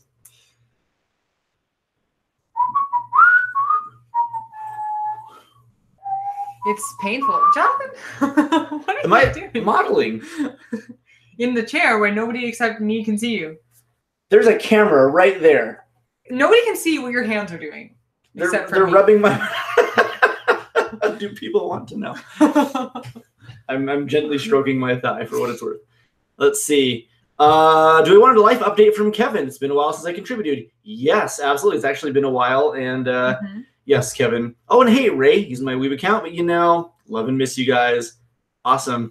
We just met Ray a couple weeks ago. I met Ray a couple weeks ago. You met Ray a while ago. That's great. I met her fantastic, dreamy boyfriend. Jesus Christ. This is actually how you are. That's what you. That's the thing is pound for pound have crushes on more men than I do women, despite being straight. Yeah, we did that thing where you look at that list and you have to answer for your significant other those questions. Yeah. The other night we were like sitting in bed and we were answering them for each other, and one of the questions was like celebrity crush. And I could not name a single woman for John. Yeah, it was Hugh Jackman, and I was like, "That's right." That's correct. I didn't know any, and then you named some girls, and I just didn't know that. That's true. Because you had never told me. Because I never talk about it. Because I like they're kind of like if I had to choose women crushes, like I guess those would be my women crushes. You named I could name you like video game characters that you like. You can name more video game characters that I'm into than real women. That's funny. That's sad. You know what this reminds me of? What? Is like anytime you're around Adolfo. Oh yeah. You guys are into each other. Yeah, I'm into foreign men. My friend Adolfo from Mexico, my friend Yusuke from Japan. Yeah, I got a thing for the foreigners, I guess. Hugh Jackman's from Australia. Shingo Katori from Japan. That's who you are. That's what I do. Jesus. Oh my gosh. Yeah. There was a time that John and his friend were running around pretending that they could speak in Australian accents. Badly, yes. Very, very badly. And we were in a Walgreens and they're just yelling things at each other. Yeah, I'm not even speaking Australian. I'm yelling loudly and obnoxiously, like I'm just like a really loud Australian man. Yeah, and the woman at the counter, for whatever reason, just bought it. She thought I was from Australia. Are you guys from Australia? I was so embarrassed. And the security guard was laughing because security guard knew. He was just like, "This is so dumb," and yeah, that happened. All right, so Kevin says, so first time bringing it up on the podcast, but Cassidy is pregnant. Congratulations, man! That's super exciting. We find out the sex on February 1st. We're moving in together by then too. Crystal and Garrett moved in together too. Yay! So that's fantastic. Absolutely. When you said we found out the sex on February 1st, there's a typo that says we DOD, and I first read that as we did, and I was thinking we did out the sex on February 1st. I was like, that's really weird, because that's it's very weird planning, and anyway, weird me humor. Let's see. Ray says he's hardworking researching your business in our future shop. So Kevin follows up with Crystal and Garrett moved in together too. They're great together. Garrett is a great stepdad to Devin. It's taken me a long time to be this corralled with him since being so close, but he's so good with him. And what's great about all this is Kevin is a friend that I had actually met through Metal Gear at my store during like the launch night. We talked and became closer friends. He's come over for movie nights at the house. He contributes to the podcast often. We had a lot of great conversations. And his ex actually ended up getting involved with one of Ariel's best friends, who I knew through some friends, but like I didn't really know that they were like that close. And so it was a really incredible small world Albuquerque situation. Yeah. And I mean, it's working out for the better. And it's always very scary in a situation where, you know, the person that you were involved with is dating somebody that you know, but on top of that, having a child involved. And it seems like this is literally the best case scenario for not only you guys, but for Devin as well. And it's an incredible situation, you know, for everybody involved. And this is kind of just best case scenario. I could not be happier to hear all of that. That's just good for everybody because Kevin and Cassidy are great together. You know, Gary and Crystal. Yeah, I love it. And then we're starting up movie night again tomorrow. Like, best case scenario. Yeah, movie night, and it's Speed Racer. It is Speed Racer. At 9 o'clock. 9 o'clock. Yep, Constitution Wyoming, Gamers Anonymous. We are actually doing paid admission this time because all of that is going to be going towards a donation fund for the tattoo shop that got broken into, Poison Apple Tattoo. They were broken into about a week ago, and we're actually doing a fundraiser event for them on Saturday at the store from 1 to 8. And just playing video games, and people are going to pay money, and we're going to help try to replenish some art and video games, stuff that they lost. Because they had some video game stuff at the store, but also like equipment and machines and stuff were stolen. It was just a really crummy, stupid situation, and they've been super great to us. Kyle Murray down there did my Mouser tattoo, and we wanted to put some stuff together, so this event is going to be really, really, really good. And that is the live action Speed Racer that is the one. It's surprisingly just such a wonderful, fun, colorful action movie. I showed you the trailer tonight. I've never seen it. I'm very excited. I love this film. I think it's just such a blast to watch. And like it's no, the trailer looked good. Daniel Day-Lewis, ultra drama, but it doesn't have to be a great movie. Devin started at school. At a new school and daycare closer to Garrett's place. It's a way better school, overall better situation for all of us. I like that. I like it. Oh, best case situation. I know. I'm happy.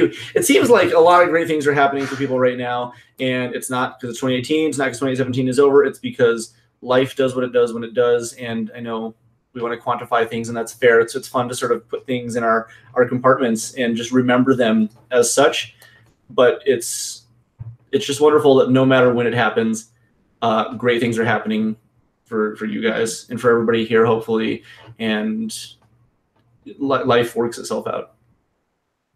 Tattoo reminds me, Cardinal John, that's your mom's way of asking me if I want a position in the papacy. Are you Catholic now? No, but I can get a job there. I run a video game store for 10 years. You think I can be Cardinal?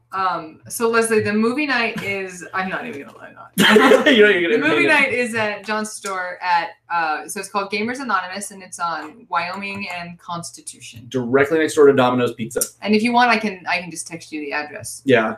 That'll be tomorrow night at 9 o'clock. You can show up at like 7 or 8. We're going to go there early tomorrow and start cleaning up, preparing for it. But yeah. I'm excited. Actually, I don't remember. Is it 1512? 1512 Sweet C. Okay. Mm-hmm. Did you forget? I have not forgot, but I am backlogged on about 10,000 different things for a lot of different people that I'm still working on. It's just I've gotten many requests for many things. The store has been very busy. Now that Christmas is over, it's easier for me to start catching up. But no, there's just been a lot of things happening. So yeah, all good. Just very busy. Texting you right now, I think. Texting you soon. Oh, good. Okay, thank goodness. What Well, so I think we're getting ready to probably wrap up here pretty soon. I want to thank every single one of you guys for watching, for participating, for even if you're just sitting there listening in the background. I hope this has helped you. I hope it's been good for you. I hope you've learned something. I hope you have a new understanding and approach to life, and that you're not alone, and that there are things that you can do to help. Yeah. And then we're always here for each other, I think is really important. Like, and especially on this show. Be there for the people that you know, be there for the people that you love. And what you said earlier, the whole cubic zirconia diamonds thing was very poignant. Like, be there for the people that you say you love. Yeah. You know, put your money where your mouth is. It's important to do. Yeah. And if you can't do it, don't say you will.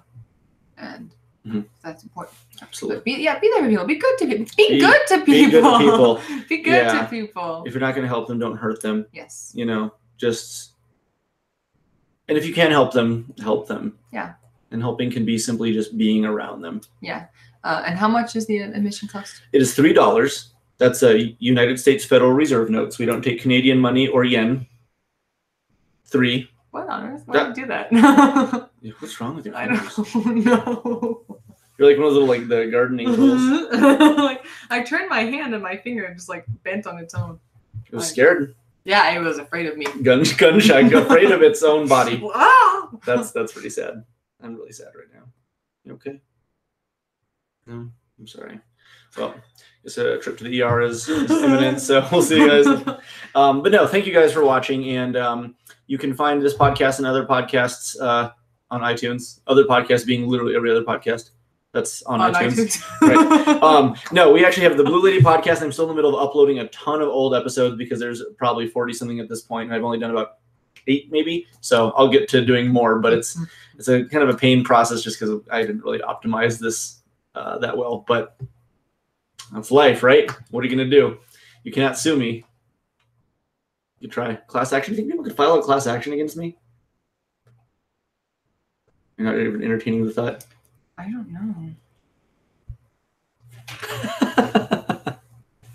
Either way, I'm glad you guys are here. Thank you guys. And we should be back, not next week because you want to watch the Studio Ghibli film. Yeah. So we might start late. That Thursday? Yeah. Oh, yeah. What time is that? I don't know. 7? Probably. Yeah. Oh, I think. So we actually might be able to make it back for this. Maybe 9:30. We'll play it by ear. Hopefully we'll be back next week in time to do the podcast again. But really, all you guys are incredible. And thank you for all the new people that I've met and who have contributed. And just for being here. And, you know, I hope you can share this with people and learn, you know, wonderful things to give to others. Yes. Sound good? Great. That sounds great. Yes. Okay. I'm going to go eat some Fruity Pebbles. Yeah. I'm going to go pick up all the tea that Revolver knocked over.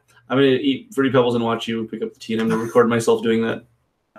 Okay. All right. Really, we love all you guys so much. And we'll hopefully see some of you guys tomorrow night at the movie. Yeah. So please have a wonderful evening and take care of yourselves. Take care. Be safe. Much love. Always. Good night, guys.